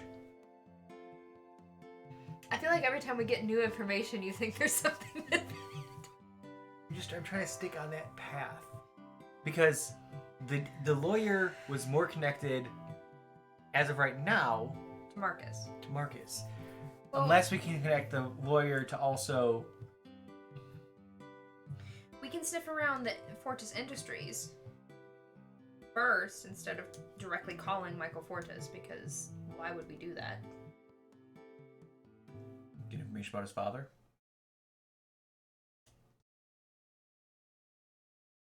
Yeah, but anything that he says isn't... I don't feel like he's going to be able to give us any information on... You go sniff around the company to see if there's something shady there? I don't know. Honestly, I just want to know what WeTrans is. That's just me personally, like, not thinking in, like, crime-solving mode. I just want to know what it means.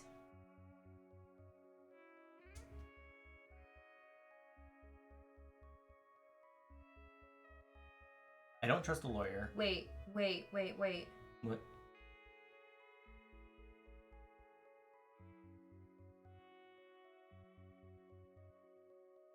Lexington, Virgil, and Bowl Mm-hmm. have customers with huge influence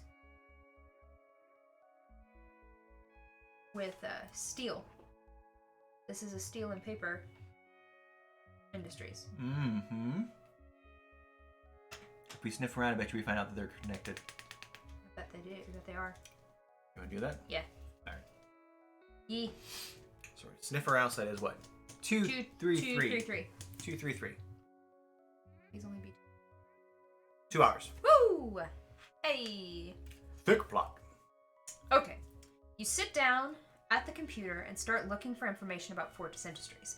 The company deals with the supply of specially profiled high-grade steel in the form of ready-made components for the needs of the Navy. It also cooperates with the Department of Defense. Their counterintelligence verification and financial support was positive. Interesting, but it's still not enough. You enable intelligent filters. Antares starts to narrow down the search by keywords connected to the case, and that usually means running around in circles and grinding the same data over and over again. But sometimes it gives surprising results. Just like now.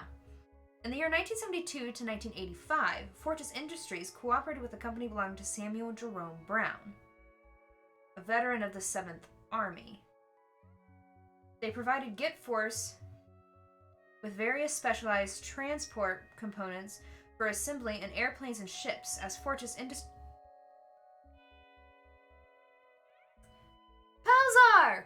Welcome to the neighborhood. Welcome to the neighborhood! Thank you for the follow! As Fortis Industries continued to execute military contracts, it was thoroughly scanned. The deals with Git Force were legal and well documented. Okay, flip that card. So it's another business card. We have 2 Fortis Industries business cards. Gotcha. Same address and everything? Same address and everything. Okay, but we now know that the judge's son is dealt with Brown with Git Force. We need to call the judge's son. Well, let's see. Hold on. We already have that one, right? We already have the information about Git Force. I don't have it over here. Do you have it over there? I thought we already had the... Oh. Yes. So we have the information about Git Force. We have that one. We have Samuel Brown's files. 7. Yes, we have right here. Okay. And then we have a phone conversation with Michael Fortis, which is the same as this one. We can actually get rid of this card. Well, we can put it over here. Yeah, we can put it. We'll put the. Yeah, that side up. Neon Froggy! 10 months! You were here in spirit. Thank you so much for the support. We greatly appreciate it. I need to use the restroom. Hey, so look, I was here in spirit. I'm going to go to the close-up for you. Okay. If you want to do your spiel while I go to the restroom. I'll do my spiel. And then we'll come back and we'll get into day 4. We have 2. I feel like we're getting really... I feel like we're getting a lot more information now. Yes. But I feel like I need to be writing things down, and I don't know what to write down. Well, the good news is that we physically have a documentation of the whole thing. That's true. All right. Hello. If you are new, welcome. We are Board Game House. We play board games on the internet for you. We play Monday, Wednesdays, and Fridays at 7 p.m. Eastern Standard Time. Mondays and Fridays, there are 3 faces sitting here. That's when we'll play our regular board games. Wednesdays, it's just Steven and I. Right now, we are in the middle of Case 2 of Detective. This is a legacy game, so if you don't want any spoilers and you have, if you feel like you're going to play it in the future, maybe don't watch, but watch. You can find us on Instagram, Facebook, and Twitter. That's where you're going to find what we're doing, what we're playing, retweets of Kickstarters, and if there's any announcements or any guests, that's where you're going to find out. Also visit our YouTube.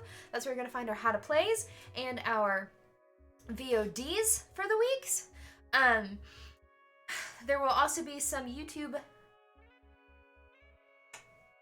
specific content going up in the next couple weeks as we start getting more into YouTube content.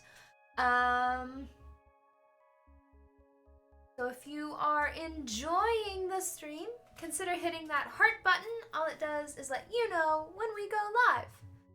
Also, come join our Discord. It's super fun and super active. We're talking a lot about cosplay today. I think that was the more active thread. So there was a lot of cosplay talk today.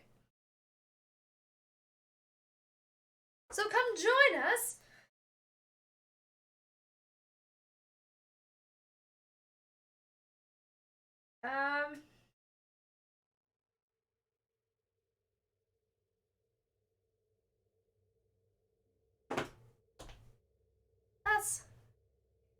That's all I got. How are you all doing on this Wednesday? Hopefully well. I know that we are going to be filming a how to play tomorrow.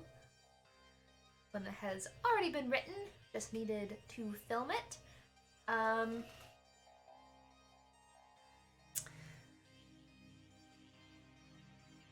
yeah. This is when I don't know what to do because I'm alone. Don't have anybody to talk to. Sad. Thank you. I braided it and then took it down. I braided it, then worked out, then took it down. Also, I was gonna dress as Penelope today, but then I realized that I don't have anything that looks like Penelope, which was really sad. I mean, it's in the middle of the week. That's kind of gross. You're really far away from, you're the furthest you are away from the weekend. Well, I guess not. Well, sort of. You're in the middle of the week, so you're several days away from the previous weekend and still several days away from the coming weekend, so I feel like that is the issue with Wednesdays.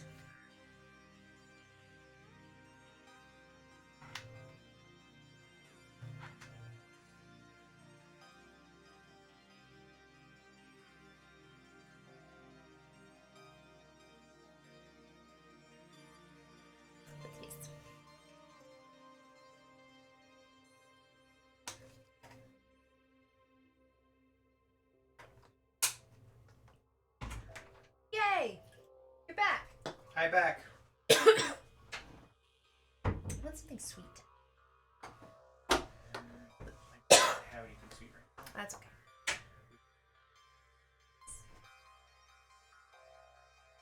All right. Okay. Okay. You're not living my hair today? By the way, you didn't even notice that I actually redyed it. Red didn't. I used the rest of the dye. You did a good job. I mean, you missed a few spots, but no more than you missed the first time you did it, and That's you got true. to see everything. That's so... true. You right. Looks good. All right. Ready to get back into this? I need to redye mine. All right. It's turning like pink, which I don't hate. I'm gonna go back here. It's just I've got some really like strong bands here. All right. So we are on Issues. day 4. Yes. So we have 3 days. We're at the halfway point. Yes. I feel like we need to call that guy. I feel like we need to call Michael Fortis. At this point, 'cause I want to know what he knows about his connection to... Well, it's on there twice, so it was on that one and on this one. So I feel like I'll that. let her in. No. Just let her. You can't give in all the time. Eventually, she'll go away.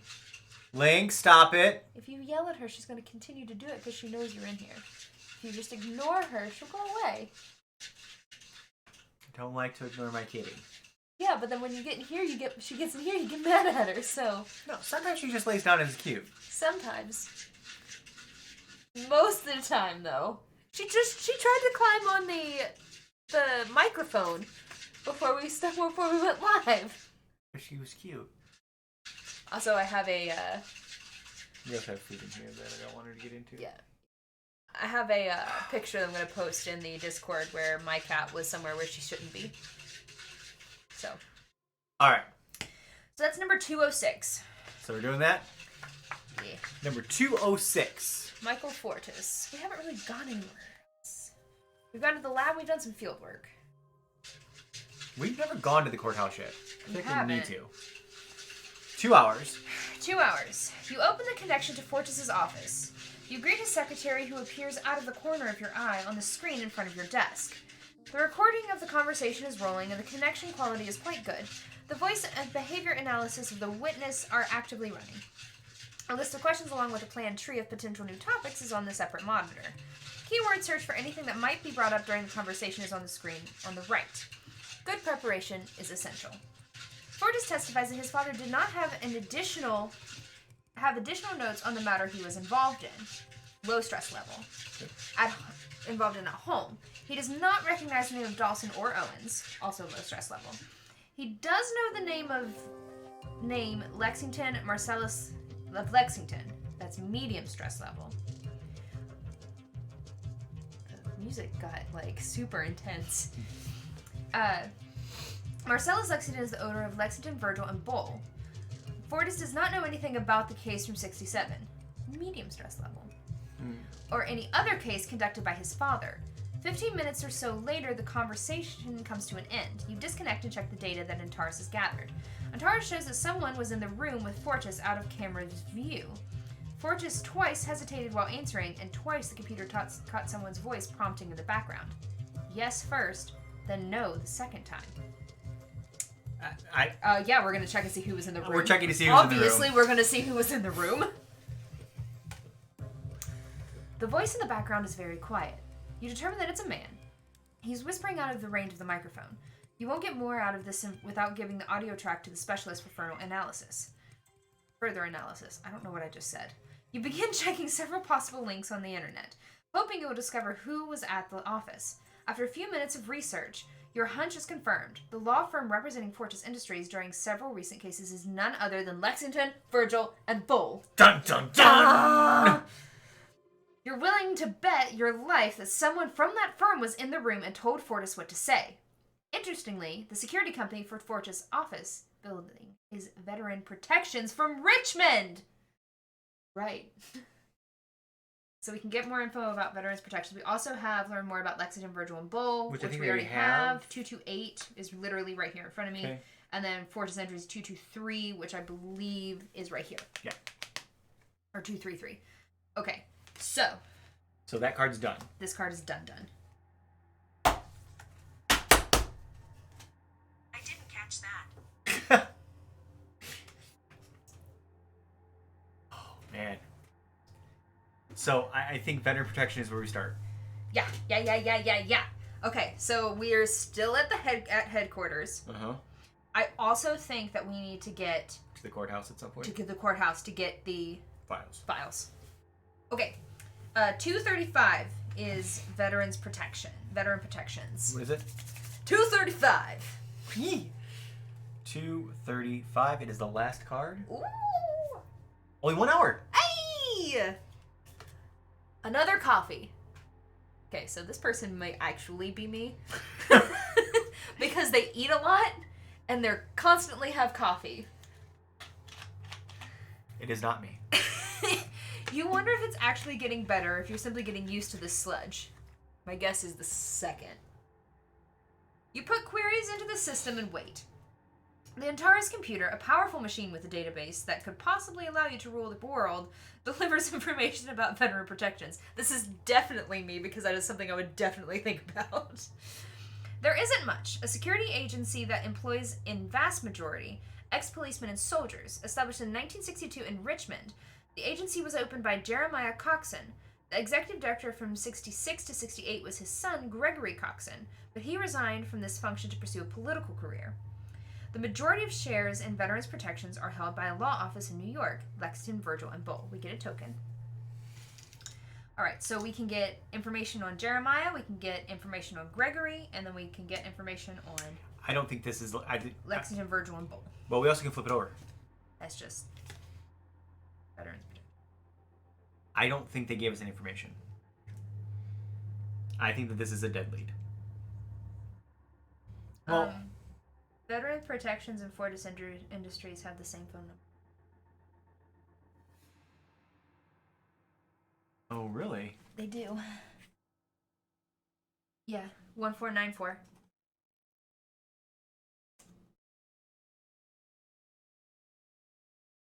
Different addresses, but the same phone number. Huh? Wait, were they related before? Well, No, they weren't related before. Oh wait, but they're in the same building. no, they're not. It's not the same address.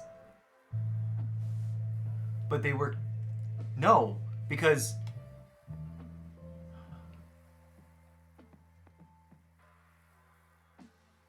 Same phone number, guys. Where's 206? Here.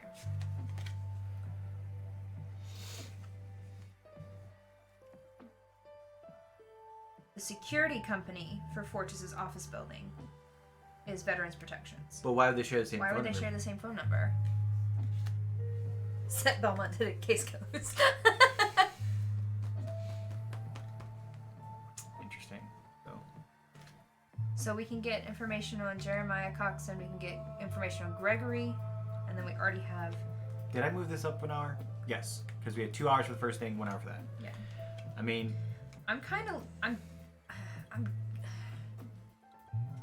of leaning toward Gregory because of the timestamps of when because he the was. timestamps when he was executive director and the political career. All right. I'll go with you. So 212. 212. 1 hour. 1 hour. Sweet. And we have yet to use any stress. Gregory Coxon is a public figure, so finding information is not difficult. There are dozens of clips on the internet featuring him. A tall, powerful redhead with a famous, charming smile gives countless interviews to the press. The difficulty is determining what information in this sea of data relating to Coxon is important. You find his basics on his website. He is the son of World War II veteran Jeremiah Coxon. Hold on.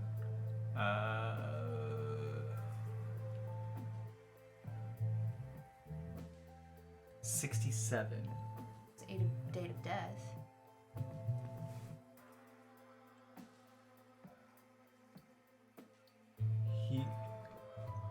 It was right in between his years of. But I wonder if his father was also ex-military. Yeah, his father. His father was ex-military, yeah. We need to World look War up II his, veteran. We need to look up his Let me father. look up his phone. Yeah, sure. He graduated from the University of Virginia in Charlotte with a degree in law. He has been politically active in left-leaning student circles since 1966. In 1967, his political career gained momentum in the Democratic Party. He served as a congressman from 2002 to 2006 and was on the committee supervising the activities of the Department of Defense. You wonder what you will need to do to talk with him. No politician would ever agree to speak to the FBI if there's not an extremely good reason to do so. If the press caught him in such a meeting, they would have dozens of questions that no politician would like to answer. We can choose to check on his files. I actually don't think. Well, good thing is that with him, You have him, so we can always go back. we can always dig deeper later. So You want to look up his father? we can since we're here? contact Gregory Coxon. I'm going to set this here. Do you want information on Greg? No, we don't want to contact him yet. No, we want information on Jeremiah. All right.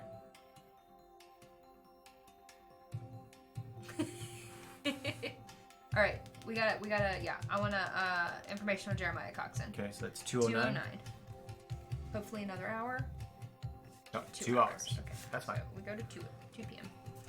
You don't even consider trying to get through all the forms of the National Personnel Records in St. Louis. You pick up the phone and call them, trying to get the files without using their horrible system. After a few minutes, you find out that they have no record of Coxon in the database. You're told that they either they were missing or there was a database error. Apparently there was a fire in 73 and many of the records were destroyed. This is the year after he died. No. The lady on the other side of the phone is trying very hard to be helpful. She advises you to check out the Office of Military Personnel files and the Department of Veteran Affairs. There should be a copy of the file there. You thank her, hang up, and start browsing these databases. You manage to find records of 25 soldiers named Coxon who served during the Second World War. You filter these records by assignment, and after a long while you find the needle in the haystack. Only one Coxon served in the 7th Army. His name was Jeremiah, and OMPF has his data card. Alright, so we need to read the file. Oh yeah, let's read the file first, sorry. Which file is this? What number? 209. Yo.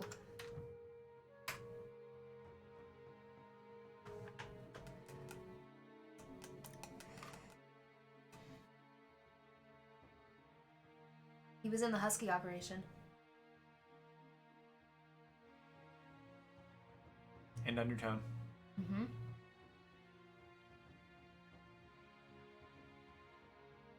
And he's 6'3". But his blood type His is blood wrong. type is wrong. But he definitely knew everyone.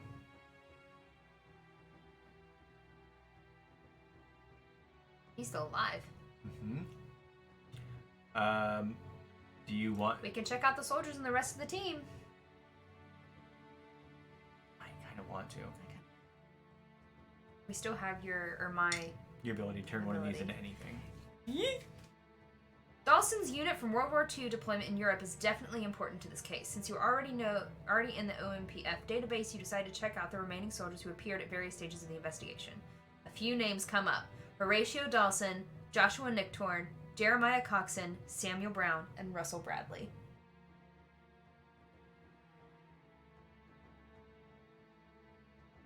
There's more on Samuel Brown? 227. No. Okay, we already got that one.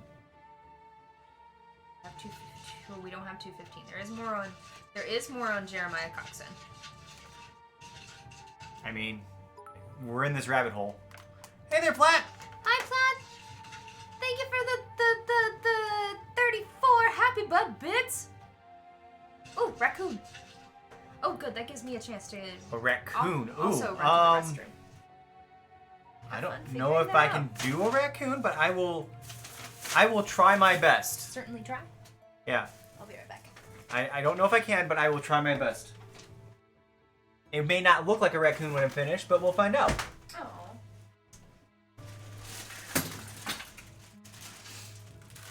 Oh. She's in here now. Okay.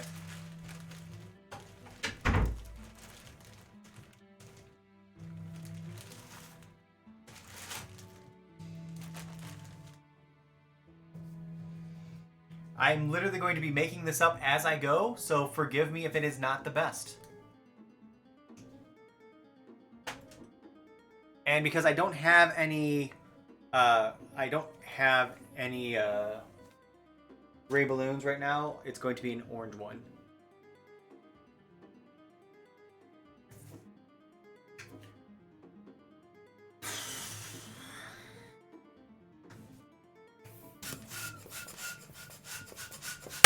Oh!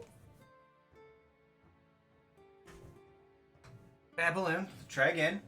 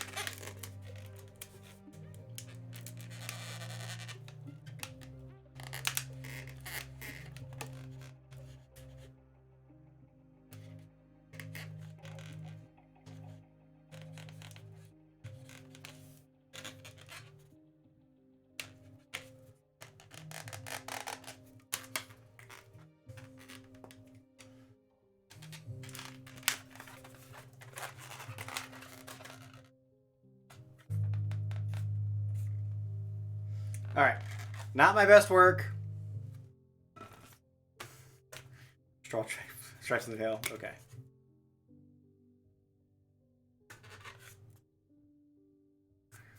Not my best work, and now that I put stripes in it, it looks like a tiger because it is orange. But it does have its little mask on. It has little hands that it can pick up all its little trash with. Has a little tail. So, not a very good one, but there is an attempt at a raccoon in some way, shape, or form. So, there you go. I tried.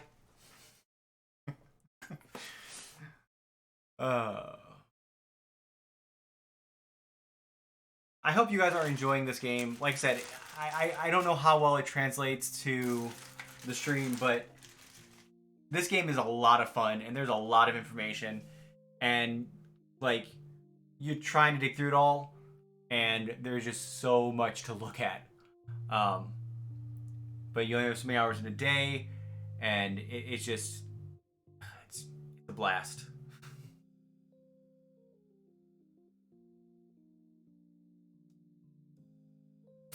Yes, a raccoon animal. Oh, speaking of wild animals, Luke came in to say hi. Wave to people. Say hi. Hi. Hey.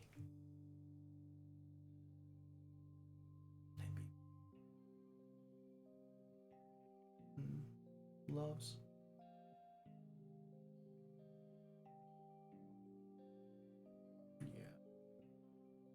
I know, baby.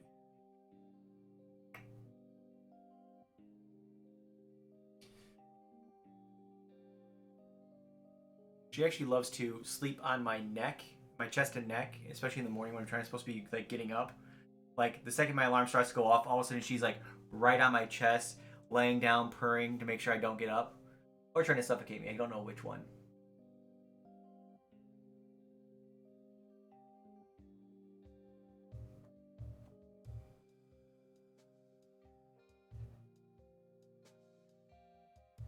What you doing over there, huh? What you doing? No, you can't have Megan's food. That's not allowed. If anybody's new there, hi, we're Board Game House. We are three friends that play board games on the internet for all of you guys. Tonight is Megan and I playing a game called Detective, a modern crime drama, or crime board game. What's really cool about this board game is that there is physical components. It is a legacy game. But what's cool is that there are physical components, cards you read, and decisions that you make. But then there is a whole website that you can enter information into as you're getting it. So that way you can make connections and find out information that you wouldn't normally have. Nope, you can't have anything in there either. That's my stuff.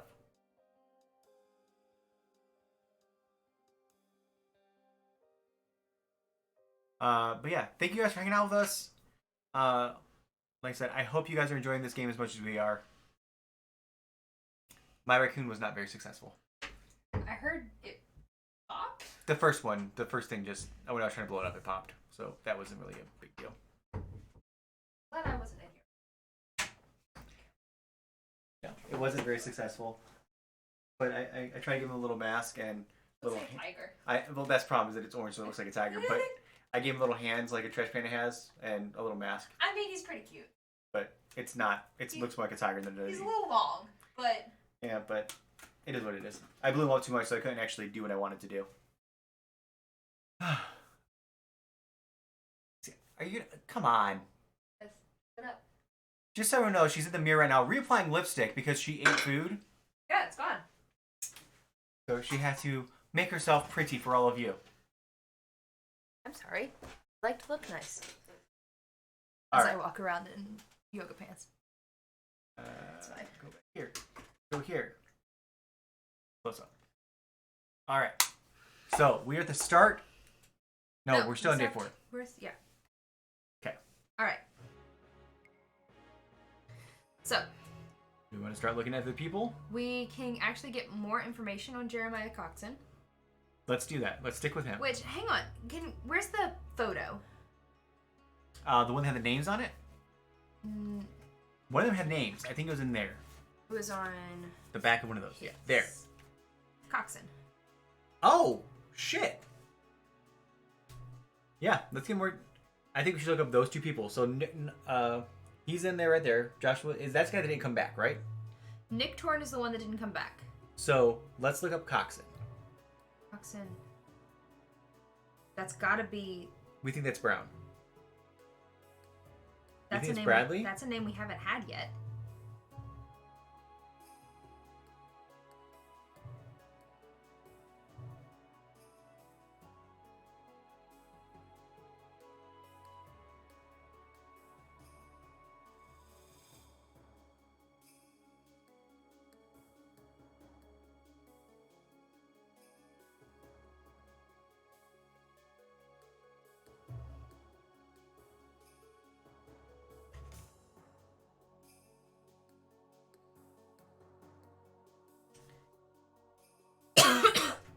There's Coxon again.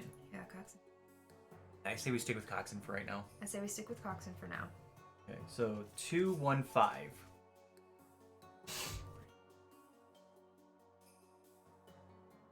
Ready?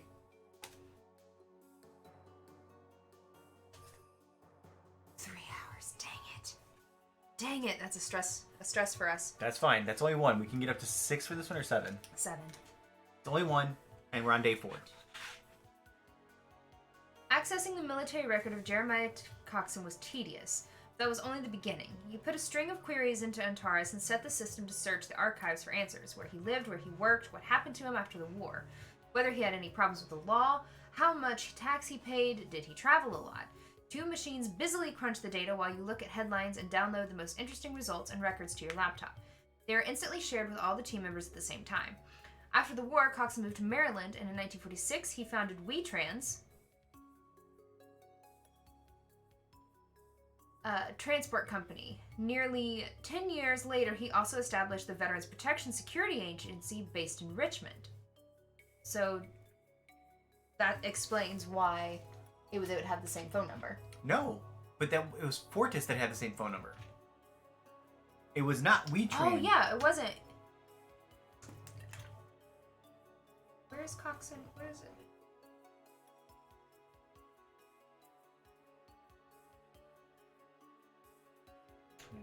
Oh yeah, we knew all that. We knew all this. We knew all this already. We know they founded the first one. We didn't know they founded WeTrans. Mm-hmm. So I wonder about Whitemore Attorneys then, because so far this Lexington, Virgil, and Bull has had share in two of Coxon's companies. Nearly 10 years later, he also established his private life seemed calm, even boring. In March 1946, he married Rita Hallway. They had one child, Gregory, born a year after the wedding. Today, Jeremiah Coxon has very serious health issues and resides in a clinic, so talking to him is going to be difficult. So we do have, but we already have his file. No, we don't. Oh. We have his military file. We don't have his personnel file. Ooh. Personal file. Personal file, sorry. What is his name? Jeremiah. We get to add a token to the... Yeah, I just pulled it out. Okay. Pull that for me. Jeremiah Coxon, Coxxon.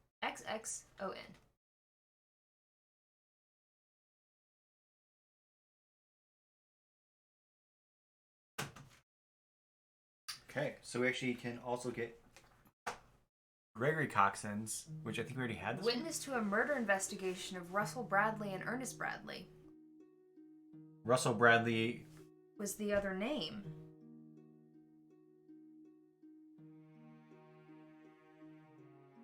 We have Roberta Coxon too, and we also have Gregory Coxon there. Yeah, so we can actually... No, we don't have Gregory Coxon in here. No, I just mean right there. Yeah, we can actually click on them now. Yeah. Scroll down before you do that. World War II. So that's who we need to look up. Even though Nick's Torn didn't return, he was around when one of his people was... Also, Bradley died in 92. Well, he was That is- interviewed in 92. Well, he was interviewed in 92, but it was probably around that same time that they died. And the other guys, I'm questioning I that. think we have all the information that's on that card. The further leads. WeTrans, That's the one we don't have is WeTrans. Veterans Protection, 35. and Gregory Coxon. We don't have WeTrans. That's the only one we don't have. Gregory Coxon's right Yeah. there. But I'm thinking we want to do that. We can try But- and reach Jeremiah hold on. Coxon. I'm going to put this here because this is something that we can use your... Well, we can do that right now. Yeah. It's not going to take any hours. So I'm going to click on Gregory first. Yeah, do these. ORH negative. 6'1". He's the right height.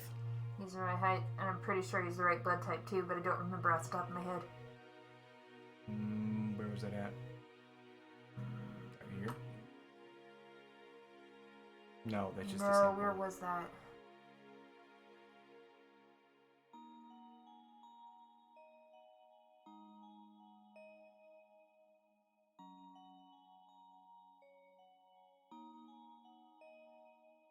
ORH negative. And he'd be younger than... When did the guy die? 70 something or...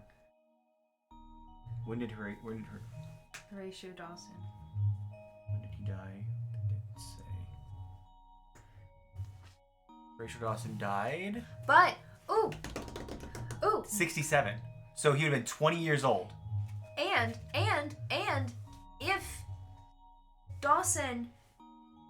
if Dawson and Coxon were still in contact and were buddies after the war, he would have known Coxon. Mm-hmm. He would have known Gregory.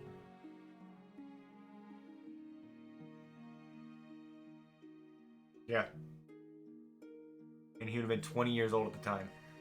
This is fitting. This is fitting. This is fitting. And his mother... Well, no, this is Roberta. That's his daughter. Oh, gotcha.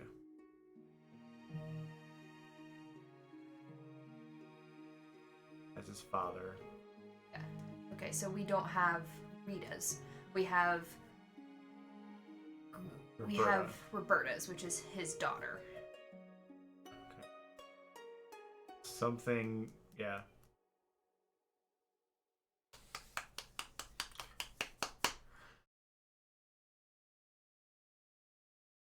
Okay. We need to talk to Gregory Coxon. Coccyx.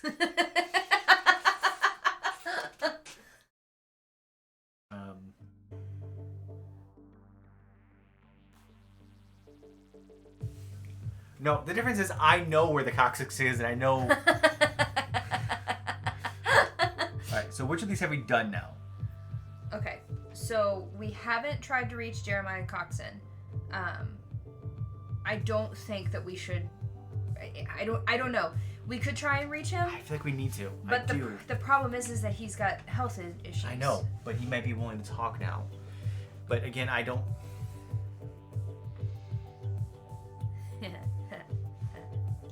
But I could spend one of these points, and we could get...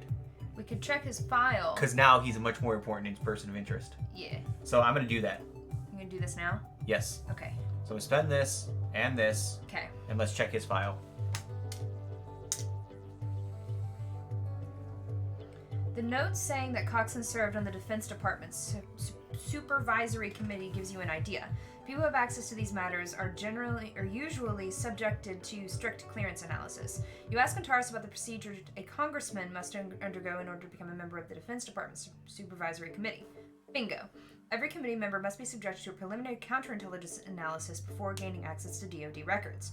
You make a phone call to Chris Telling. He works in the archives at the FBI branch in Virginia. You ask if he could have a look at the FBI notes from this analysis. You've known Chris since college, and he's helped you gain access to FBI records on several occasions. This time, however, it's about a congressman and counterintelligence report. Chris says there's no way you can access these records. He reminds you that this is not a discussion suitable for the phone. We can spend 2 tokens to get Chris to meet us face to face. I think we do that tomorrow. Yeah. Do we want to go ahead and try and reach Jeremiah Coxon too? I don't think so. Let's chase down this one, and if we need more information, we'll talk to his dad. Okay? I'm nervous. I'm nervous! So, next day? You have your thing back? Yep. Alright, spend 2 from the token to meet face to face. This is field work. So we spend an hour, spend 2. We're spending a lot more of these this game. Mm-hmm. Oh my gosh. Okay, what number is this? 225. 225. Oh, well, it's perfect because it's 3 hours. You meet up with Chris in a small Italian restaurant near Canoe Park. Chris is not happy, and you feel that your arrangements will slightly change after this conversation. It's difficult. You'll have to fix it somehow. The waitress asks for your order. Chris only requests a cola. We'll only be here for a moment. He explains unnecessarily, and when the waitress leaves, he begins to say what he has learned. The counterintelligence report draws attention to 1967, when Gregory Coxon experienced a nervous breakdown after the tragic death of his girlfriend, Luisa Cabrera. He pulls out a notebook and starts reading. 1967 is when he died. Mm-hmm. On June 14th. When did he die? June 14th. A conflict occurs between Gregory and his father over some financial dispute. Coxon Jr. removed $10,000 from the WeTrans account without authorization. A day later, together with Luisa Cabrera, he left for her cottage at Lake Isaac. On June 24th, 67, his father visits again and another argument ensues. Luisa decided to return home. She took Gregory's car, a Ford Mustang. On Route 33, crossing with Poindexter Road, 613, the car lost traction. She skidded and rolled over, and the girl died on the spot. I hope I have been of help, Chris says, and leaves the pub without waiting for the soda to arrive. Chris is very angry. Why is Chris so angry? Mm-hmm.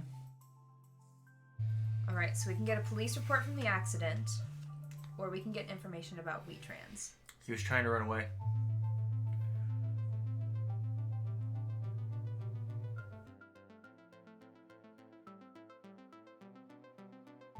Yeah, he took $10,000. That is money to Flee. leave, to flee.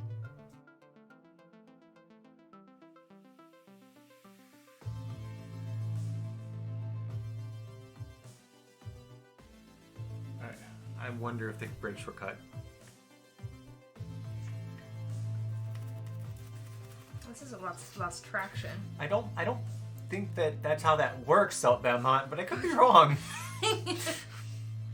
I mean, you never know. Okay, we've done all this. I'm going to put this over here. Mm-hmm. We need to clean up these cards and get rid of the ones we've already sorry. Well, I've been keeping them over here because they have but if we've already had the cards, then information. we look So at it. 228, 234 is Get Force. I think we have that. 234, yep. Yeah. Samuel Brown and 224. Don't have 224. That is further information into Brown. How do we not have that one? Looked at other things instead. I feel like we should have that one by now. We have all of that. All that. 209. 209. 212. 212 is Gregory Coxon, which you have in your hand right here. Okay. And then 228 right here. Okay. We don't have any of these. Okay.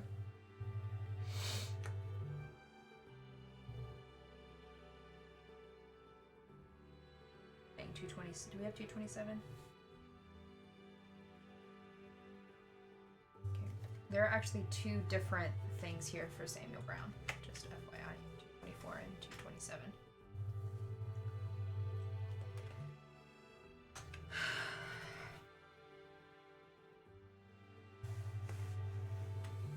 Did we call Michael Fortis? No. We chose not to. We just sniffed around Fortis Industries.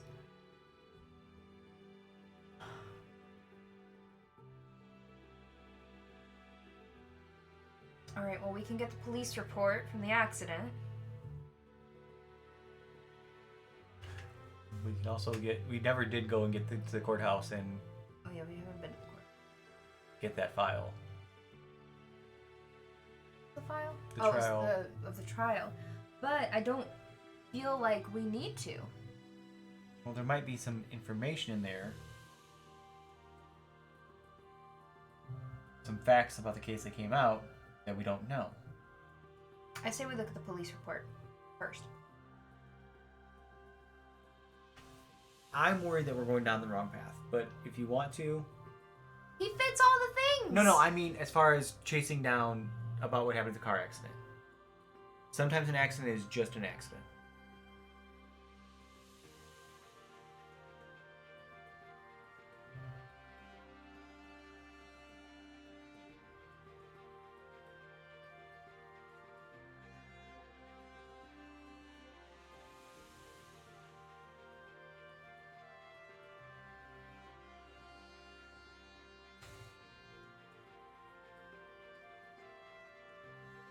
I don't know, what are you guys feeling?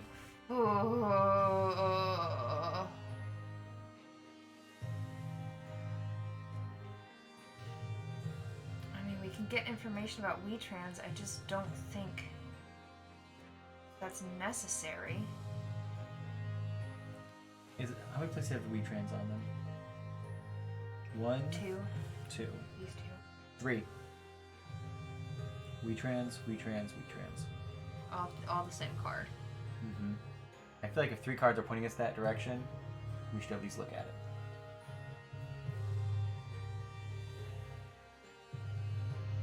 We could say that till tomorrow. Do we want to try and talk to Jeremiah? Because Oh. you have your thing left. If we talk to him, he may talk. We can maybe ask him about the fight that he had with his son. Well, maybe.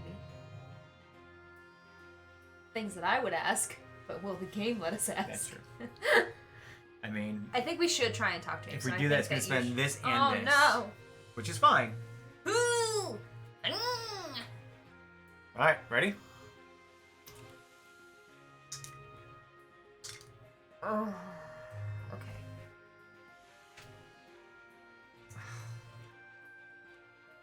You find more information about Coxon's health problems. He's suffering from a very serious form of cancer. You grab your phone and start calling up all the clinics in the area where he might be receiving treatment. You claim to be a relative returning from Europe after many years and you're wishing to see your uncle. Simple lies are always the most effective. After a short while, you hit the jackpot. You manage to locate Coxon's clinic. Visit the clinic. Fieldwork. We're already there. We're already in the field. They tend to take a while, but That's we have fine. 4 hours. We have 4 hours. Let's do it. Let's do it. Oh What god. is it? 2:13.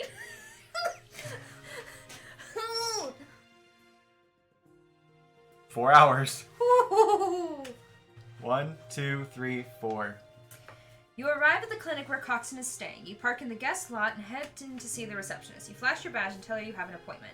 After a few moments, a young man comes down the lobby to introduce himself as the orderly for this wing and leads you to Coxon's room. Jeremiah lies in a hospital bed surrounded by medical equipment.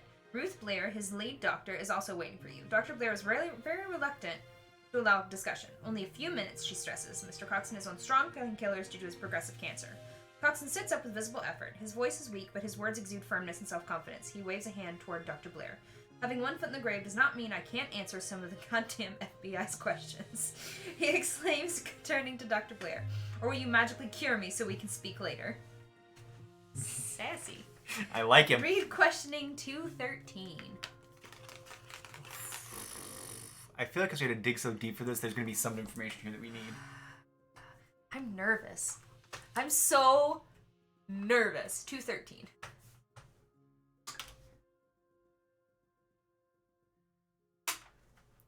How do you remember Horatio Dawson?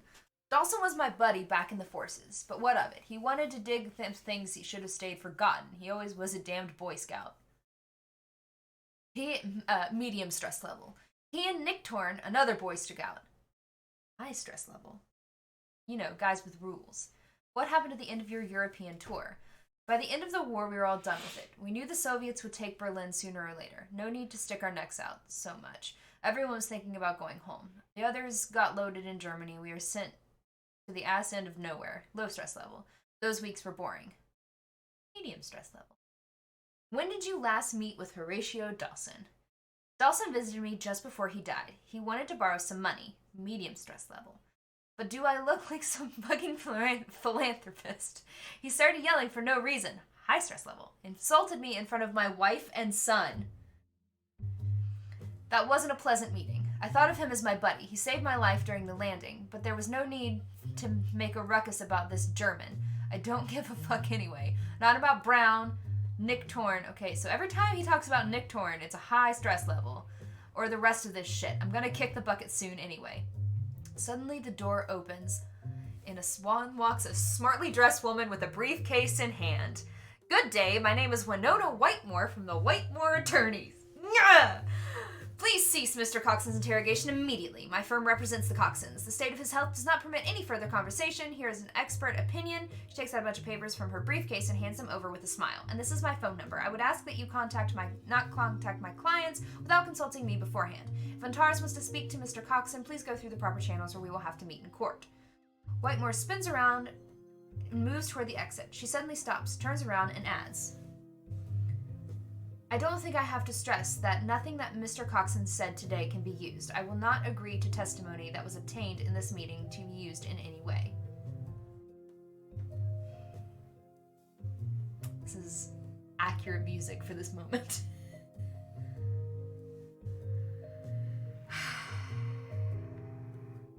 Day 6. It's the final day. I'm telling you, it's the sun.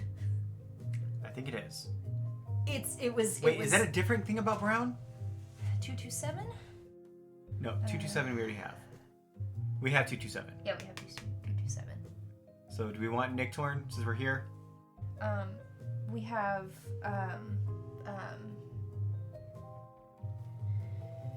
Brown. Oh, here. This is what I was waiting for. Nick Torn and possibly Bailey. Or Nick Torn and Bradley. But I don't feel like Bradley has to do with it. We could learn more about Whitemore. I don't think that's necessary.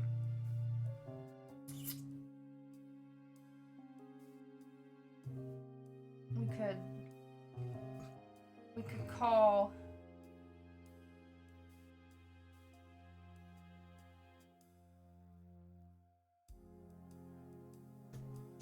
there's one that we could actually talk to Senator. We could try to talk to the senator. Yeah, but where is that? There somewhere? Wait, what is his name? Gregory? Gregory. Yeah, right there. 231. Contact Gregory Coxon. I mean, we can do that. I mean, he is our suspect, so I think we should do that too.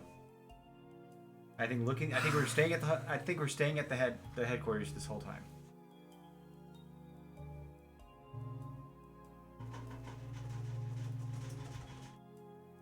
I'm nervous that we haven't found any plot cards yet.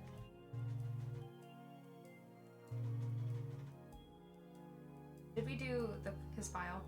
Yeah, we did. Mm-hmm. Yeah, we did. Yeah. Yeah, because we spent 2.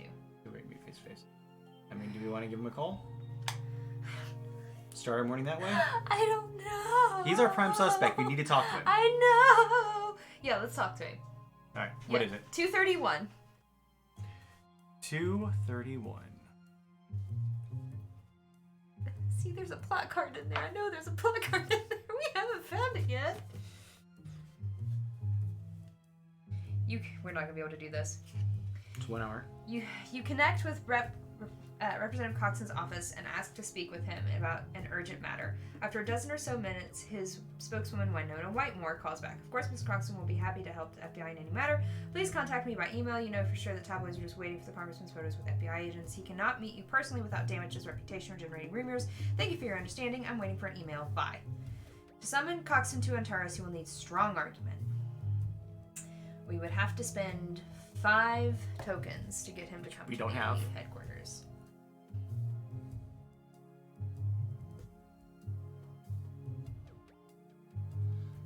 I mean, we don't have them. I think we're on the right path, though. I do too. I really do. All right, so give me the one now that had him. This one? Well, you give me that one too, but the one about the one that gave us this card.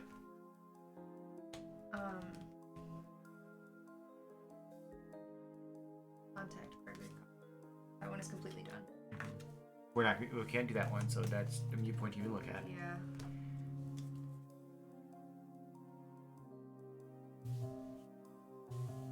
Problem is. Hey, Amber. Hi, Ember. The problem is that we've only had enough. We only had enough for that 1 or 2 times, and then we wouldn't have been able to get the rest of the information that we have. So I don't think we would have gotten any information from him anyway. All right. Do we? I think we need to look into Whitemore attorneys. I really do. It was on there as well. Okay. What number is Whitemore? 229. Just make sure it's the same one on all these. Yeah, 229. All right. 229. And this is still typing. Oh no! Oh no! What? We can't.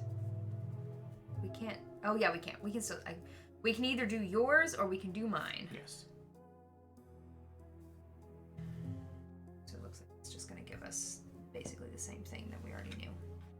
But you sit with your desk with a sandwich, coffee, and your laptop to start checking the information. I want coffee so bad right now. I need to get myself decaf coffee to have around so I can just drink it when I want it.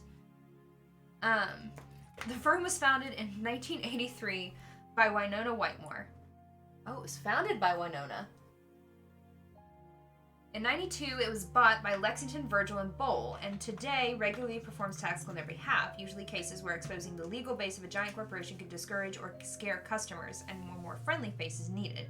You enter the name Winona Whitmore into the database to start looking through the results. Interesting person. She's regularly involved in the circle of Democratic politicians, and apparently is quite fierce and ruthless. Yeah, we know.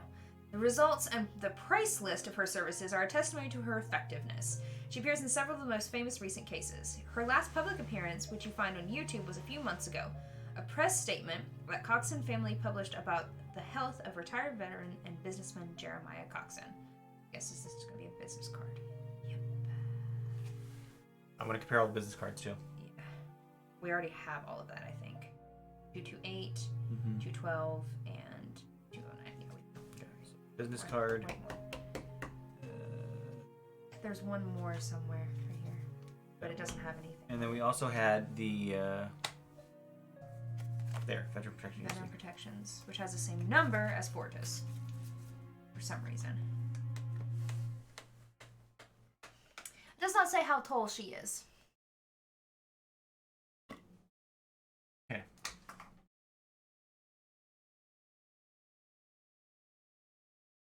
I wonder if we put in all these addresses, if it makes like the Illuminati sign or something. Freemasons.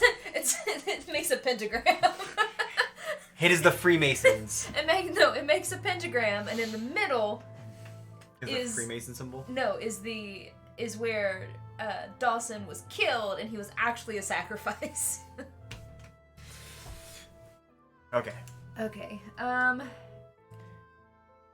feel like we need to still look up some stuff from the past. I think looking up Nick Turn and looking up Bradley are the two things we need to still do. Because some of the stuff we've already done. What is the clinic? Oh, we did that. We did this one. We did the clinic. We visited the clinic. Yeah. Sit down with the. We didn't call Michael Fortis, but I don't feel like we need Don't to. think we need to at this point. If we have time left over, we can do that. Yeah, the only reason I'm questioning it is because of the fact that Veteran Protection and Fortis has the same phone number. It's that's really bothering me, and I really feel like that is something important. I mean, if we call him and it answers veteran protection. That's true. She's on her 4th rejuvenation.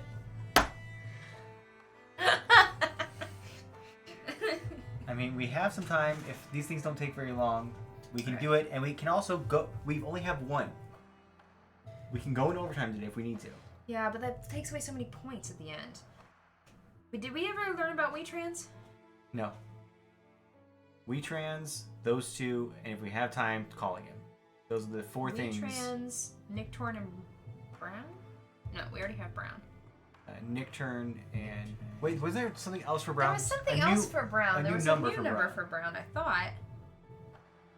What numbers do you have for Brown? 227, 227. 227.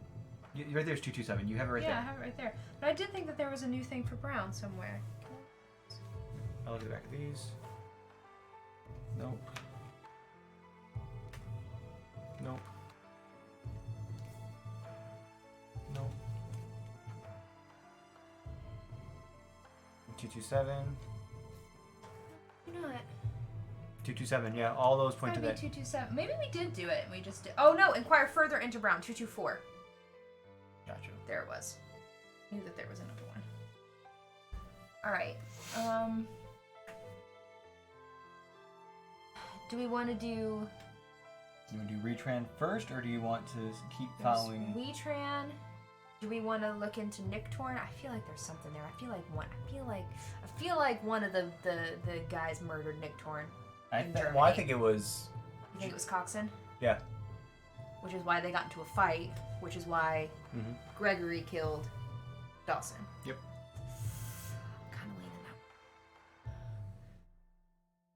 So you want to do Nick turn first? Let's do Nicktorn first. Yeah. 210. I feel like WeTran is important, but I don't feel like it's. I don't feel like it's spend time on it important. 1 hour. Okay, that's good. That's good. That's good. Yeah. That's good. Okay. As you log into... Okay, so we have our option to spend the last one. Which we're going to do.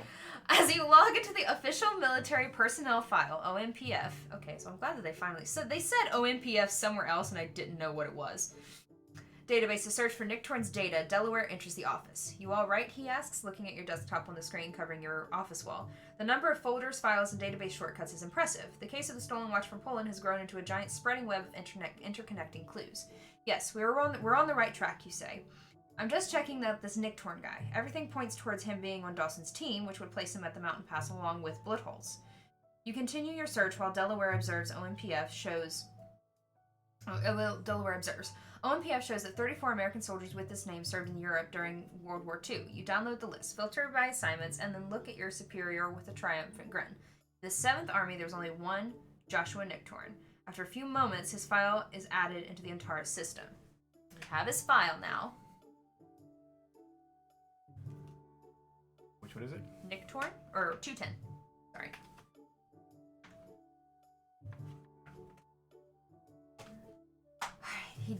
He died in the Brenner Pass.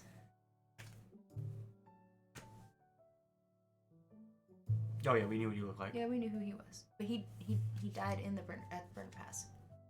Didn't know that. Killed in action. Wisconsin. Private. Buried at military cemetery in Innsbruck. Austria. Gosh. Right, they didn't even bring his body back?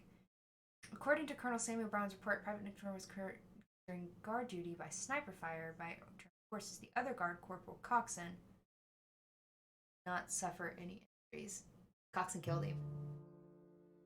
Coxon absolutely killed him. And he found out. Alright, so we also have Anna Nicktorn, his wife.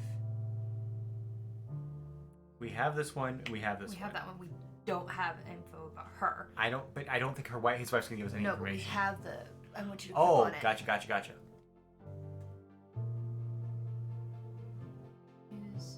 Okay, she does not look like she's born in. No. In 1926? No. Or 1967. Wait a minute. What was the name of the people that was killed? It was Bradley. Bradley. And, was it? They were both Bradley. They were both Bradley. Okay. Both Bradley.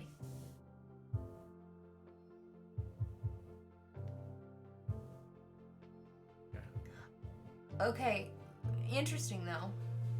I don't think it has really anything to do with it. Is Joshua Nicktorn is listed as her ex-husband? Well, because he died. Well, would it be listed as ex-husband? That's dumb. Yes.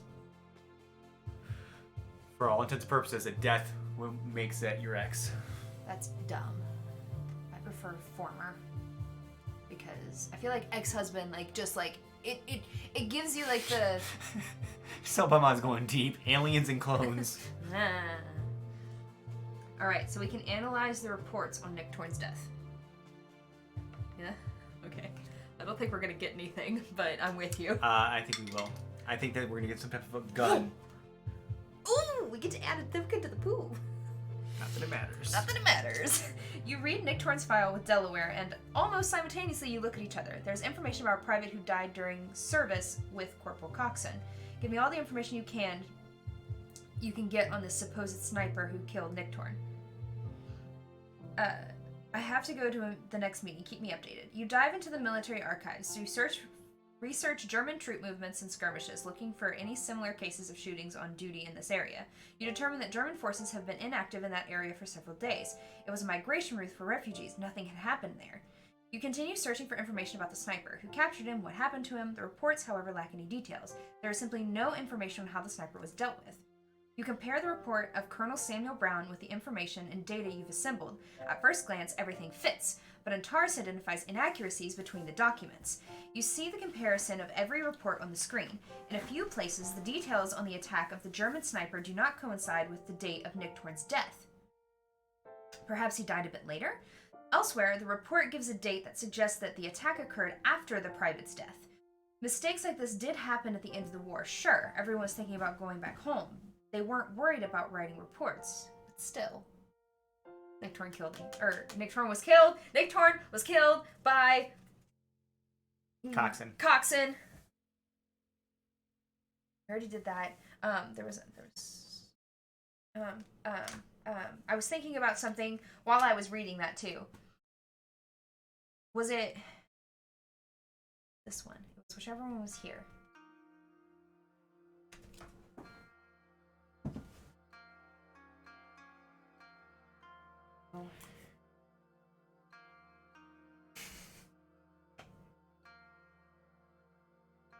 It was the one where we did the interview. With who? The phone interview, and there was somebody in the room. Oh, check who was in the room. Who did we talk to? The other side. Tell you who's in there. We talked to... Fortis. Did we talk to Marcellus? Yeah, we talked to Marcellus. Marcellus is the... Is that who we were working? It sounds like that's who they think was in the room.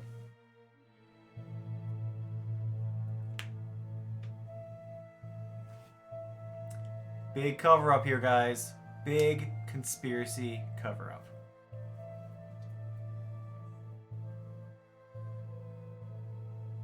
Yeah. No, this was Fortis. Yeah, I know. I thought we didn't call Fortis. We didn't. We haven't called him.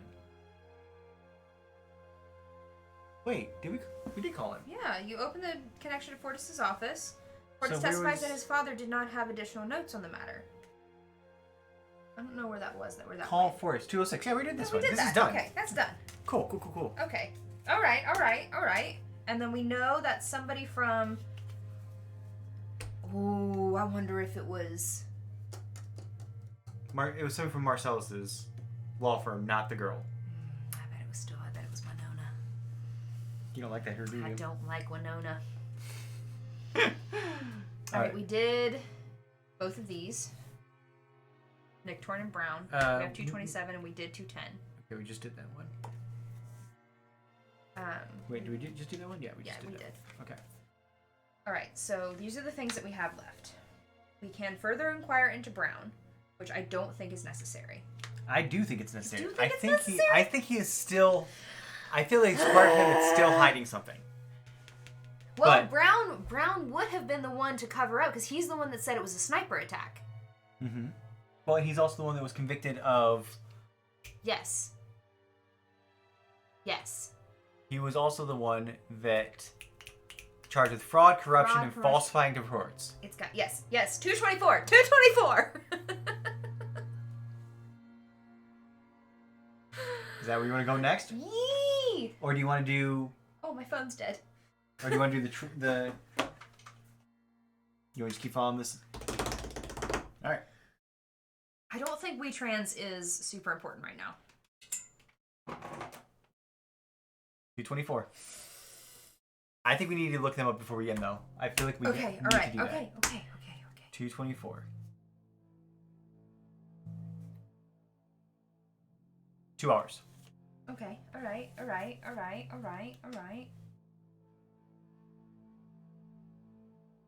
You're snooping around in old computer archives and databases trying to focus more on intelligence data. In the end, you're bouncing off CIA firewalls.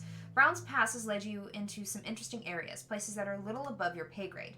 What computers cannot do, people can, especially someone like Sharon Miller, who has always enjoyed bending the rules.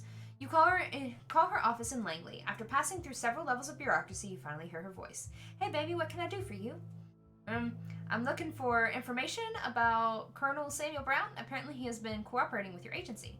Sharon smacks her lips.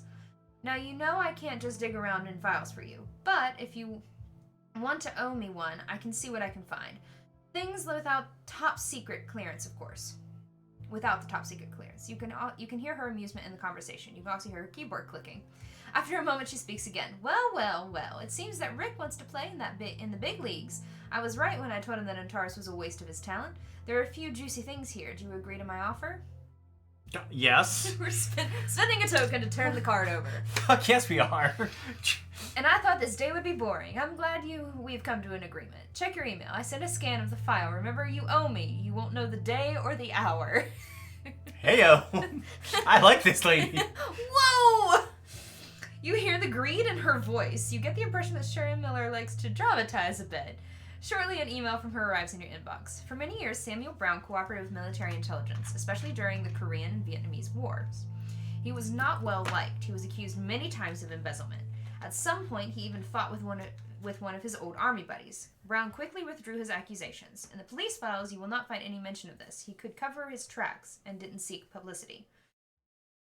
He had a great knowledge about arms and drug dealers. Ooh. These contacts could have been used to conduct secret operations. It is known that he used his contact at the CIA to start up his business Get Force. He often performed favors for us, mainly via aircraft, which we did not want recorded in official reports. He also often visited various third world countries where the United States conducted humanitarian operations.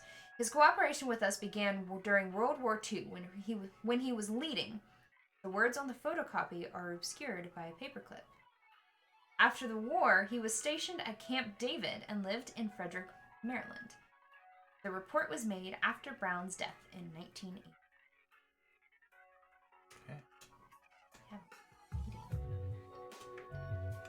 Okay.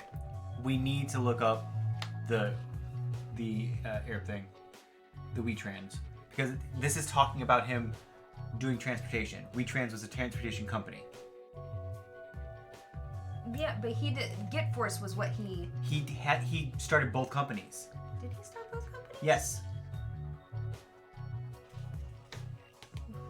When did we learn that?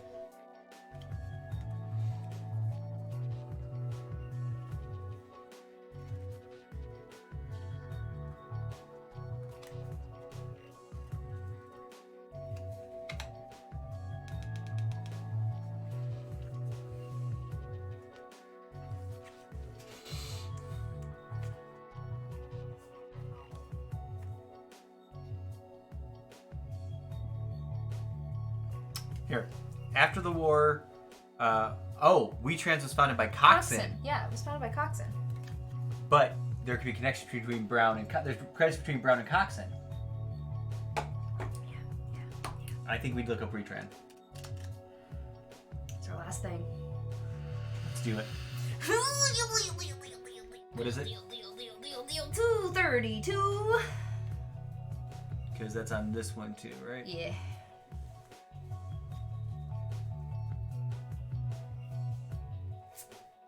One hour. 1 hour. So we're not out of time yet. In the early 1950s, WeTrans was a small company with several delivery trucks. After a few years later, the company grew into a large transport company with property counted in hundreds of thousands of dollars. On the company's website, somewhere near the bottom, you find the Public Information Bulletin tab, something that often provides detailed information that nobody wants to read. It shows that WeTrans was founded in 1946 by Corporal Jeremiah Coxon, who served during World War II in the 7th U.S. Army. In 1965 to 2003, Gregory Coxon, Jeremiah's son, sat on the company's board. Since 2003, the company has been managed by Gregory's daughter, Roberta Coxon. Checking the phone numbers, addresses. Okay, it was 1494. Okay, I got 14. Okay, but so we can get information from Roberta Coxon. However, we did just find out that not only was Gregory Coxon stepped up and owned WeTrans from 66 to 68. Wait, was it WeTrans that he owned? No, Veterans. Oh, Veterans was when he did that? So he was also on the board over at WeTrans? Yeah. Do we want to look up Roberta Coxon? I feel like that's a waste. I do. I really feel like that's a waste now. Well, what are we going to do? What else are we going to do? Are we going to do anything else? So we did this. We've We're done not going- everything we're not on going this to card. We've done everything on this card now. We physically can't go to the police. We can't get the report from the app. When we can, but I think it'll put us over the stress level. I still want to look up Russell. That's the last thing I'm going to do. Bradley. Yeah. All right, let's do it. 221. Did we do this one? Yeah, we did this one completely. Spin one to turn. Yeah, we did.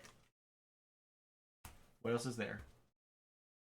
We did all this. Inquire further into Brown. We did name at Samuel Brown.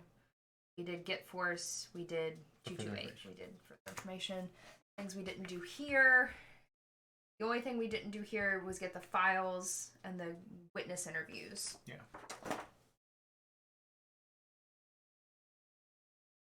Okay, let's look at Brown. So Or at Bradley. it's either Bradley. It's Bradley or Coxon. And we know he died, and we know that somebody was. Who was the witness to that? Oh wait, we have Roberta Coxon stuff. Yeah, we don't have whatever this is, but it may not be anything. I don't remember who it was. That. Do we not have 22? No, we don't have 222. We got her stuff through Gregory's. It was one of the Coxons that was the. Was it Coxon? I think so. Well, I don't think He won second place during a wrestling tournament, so that kid was strong back in the day. Try Jeremiah. Witness to a murder investigate. Did he kill everybody? Maybe. All right, let's look up Bradley. All right, that's 221.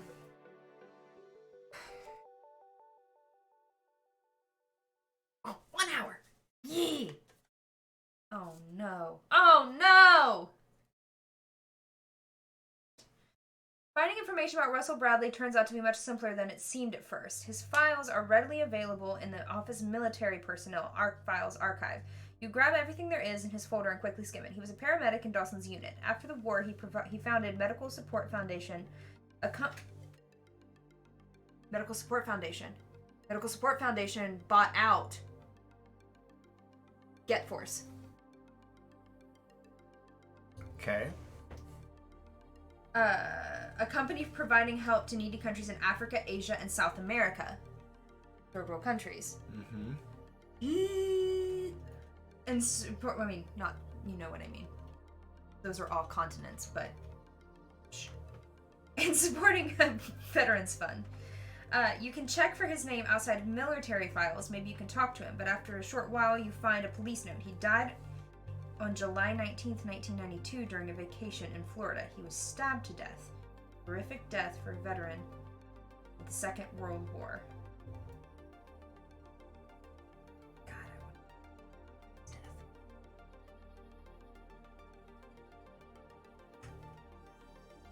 Wait, what was the date that they thought... It's Bradley. Yep, that's Bradley. Hang on, wait. Hang on, wait. Hang on, wait. Can I see? Wait. Murdered during the walk home from the party at a private club. The perpetrator has not been found.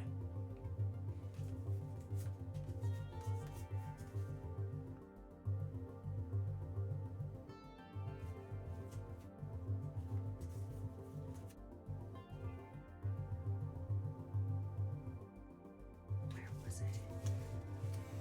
Where is it? No, that's all that other stuff. No, that's not what I want.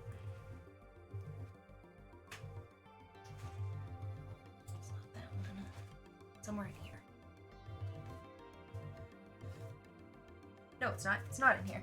I'm taking this for a second. Richard Briggs. 92.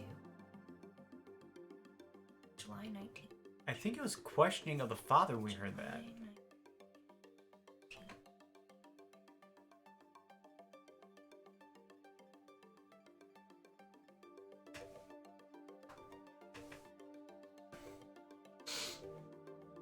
Due to clerical error, there's a previous wrong date of death, July 19th, 1992.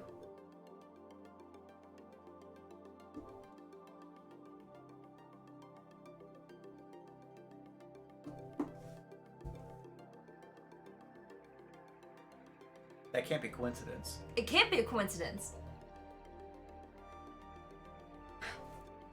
I haven't written anything down. We need to, okay, before we do the final thing, I need to write so much stuff down because we can't go back. I don't want to forget anything. All right, because I didn't do the mind map. Nothing. There's nothing here. Okay, we know Giles is not the murderer. Yeah. All right, okay. So, Samuel Brown. Mm-hmm.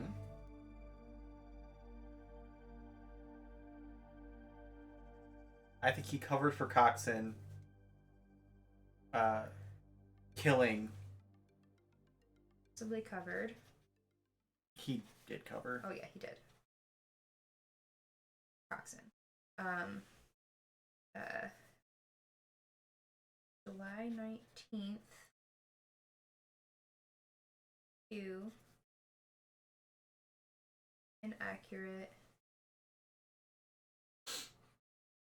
B.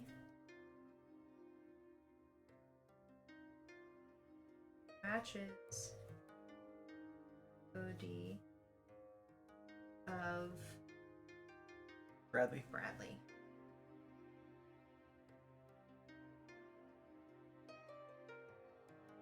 Oh, I wish we could learn more.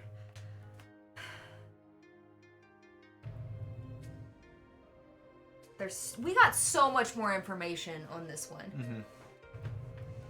I feel like we're on the right trail too on this one. All right, so what could it possibly ask us that we would need to know? I don't know. We won't know until we have it. But we can always look back at the information. We look back at this information. We can't look back at this information. Okay. I didn't think we could go back. I think you can. Well, we know.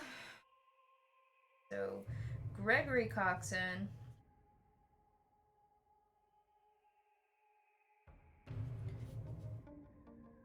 Fits description of murderer. Mm-hmm. Including low type.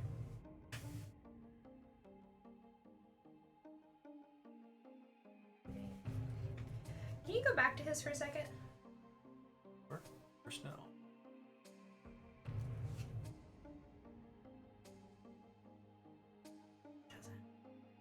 Because this describes footprints found. Mm-hmm. But if he's 6'1",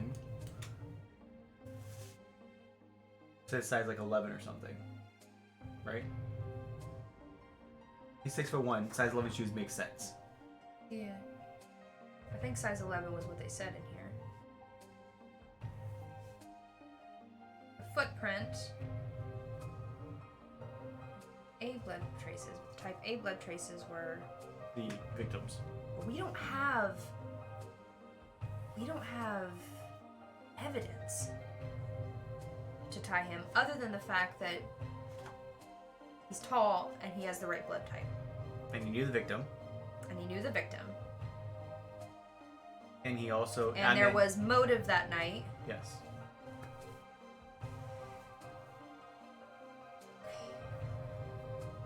Ready? Let's do the final report. You guys ready? Holy moly. Yes. During the investigation, our team has determined that Horatio Dawson was murdered by Gregory Coxon. We have also concluded that Horatio Dawson was killed because I think he was threatening to blackmail. Yeah, I was thinking that it was... The kid needed money. The kid needed money, but wait, why? No, he didn't. No, I think it's... He needed money. I think he was threatening to blackmail someone. Yeah. We don't have any evidence of this, but I do think he was threatening to blackmail him. What's more, the police investigation into the murder was carried out incompletely due to the influence of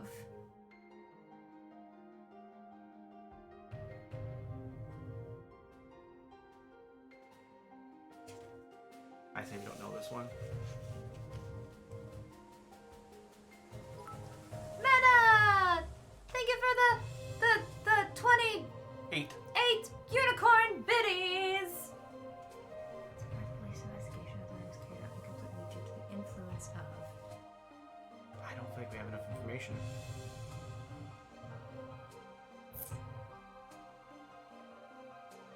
I feel like it would be Veterans Protections, but if you don't feel like we have enough information, then you can put we don't know.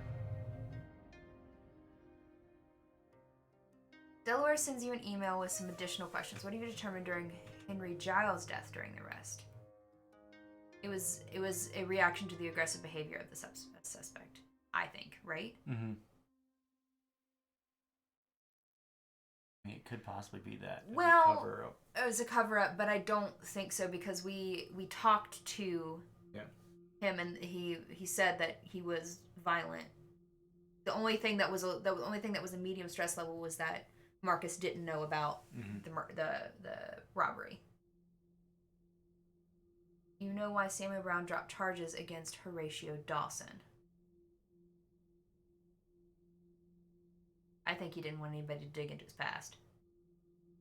We read that somewhere. Mm-hmm.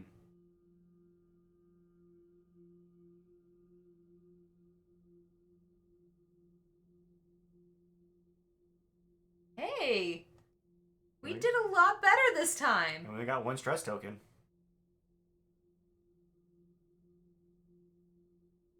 Could have been better. What? 1 out of 4 of the additional questions. Okay, hang on. We need to read the epilogue.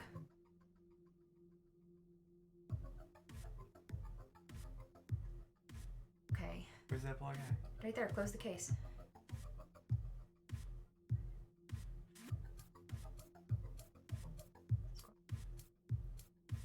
Alright. Outstanding!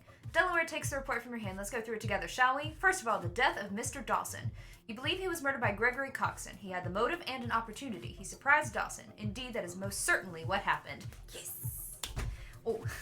My own investigation and parallel analysis of your findings leaves no room for doubt. Horatio Dawson was murdered by Gregory Coxon.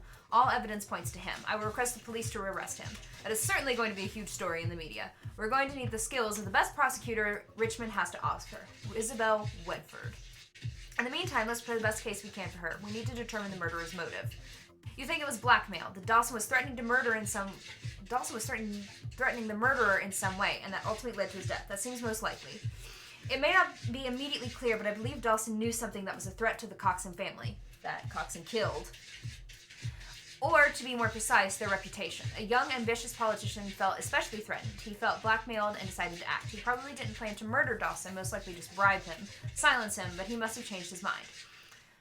However, the most peculiar thing about this case is the following investigation, or rather the lack thereof. Unfortunately, I'm unable to determine which company may have dabbled in Dawson's case.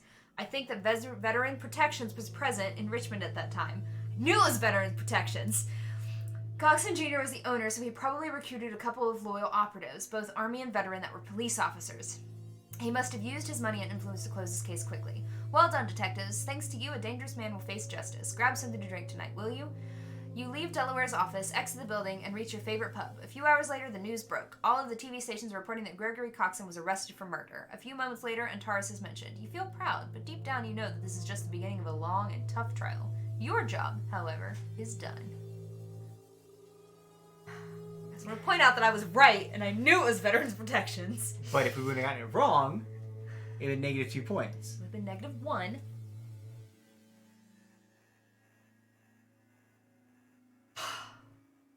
I feel a lot better about that one. I'm annoyed that we did better point-wise on this one, and it says you could have done better. And the last one, it was like, you did it! Whew. That is the second case. This game is so fun. That was the soldier with a heart of gold. What is the name of the next case? What is it? Blockade. We're gonna be on Winona's shit list. Oh, 1,000%. Because you know she's the defense attorney. Winona's gonna hate us. Because you know she's the defense attorney for, I so wish that we could use this to go back to this, because I want to know more about Bradley's death, because I just feel like Coxon did that too. I feel like Jeremiah Coxon, for some reason, killed everyone. So the only one we didn't get to the back of was this one. Yeah, it's the only one.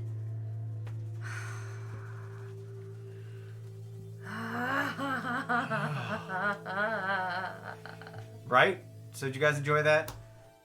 I mean, I did. I hope you guys did. I'm really upset that we didn't get the plot one in here. I'm not looking at it anymore. Just the plot card. Well, for case 4. And we didn't even have the option for it. We No. never got. So it would have. I guarantee it was something at the courthouse. Because that's the only place that we didn't go. Please go away to You never can't. be seen again. You can't always get what you want. I know, gee, but I want it. Can't always get what you want. You get what you need. I mean, we did a whole lot better this time. I feel like could have been better was really rude. I like that you're upset with the game. Also, our additional questions, we only got 1 out of 4. We only discovered 1 trace.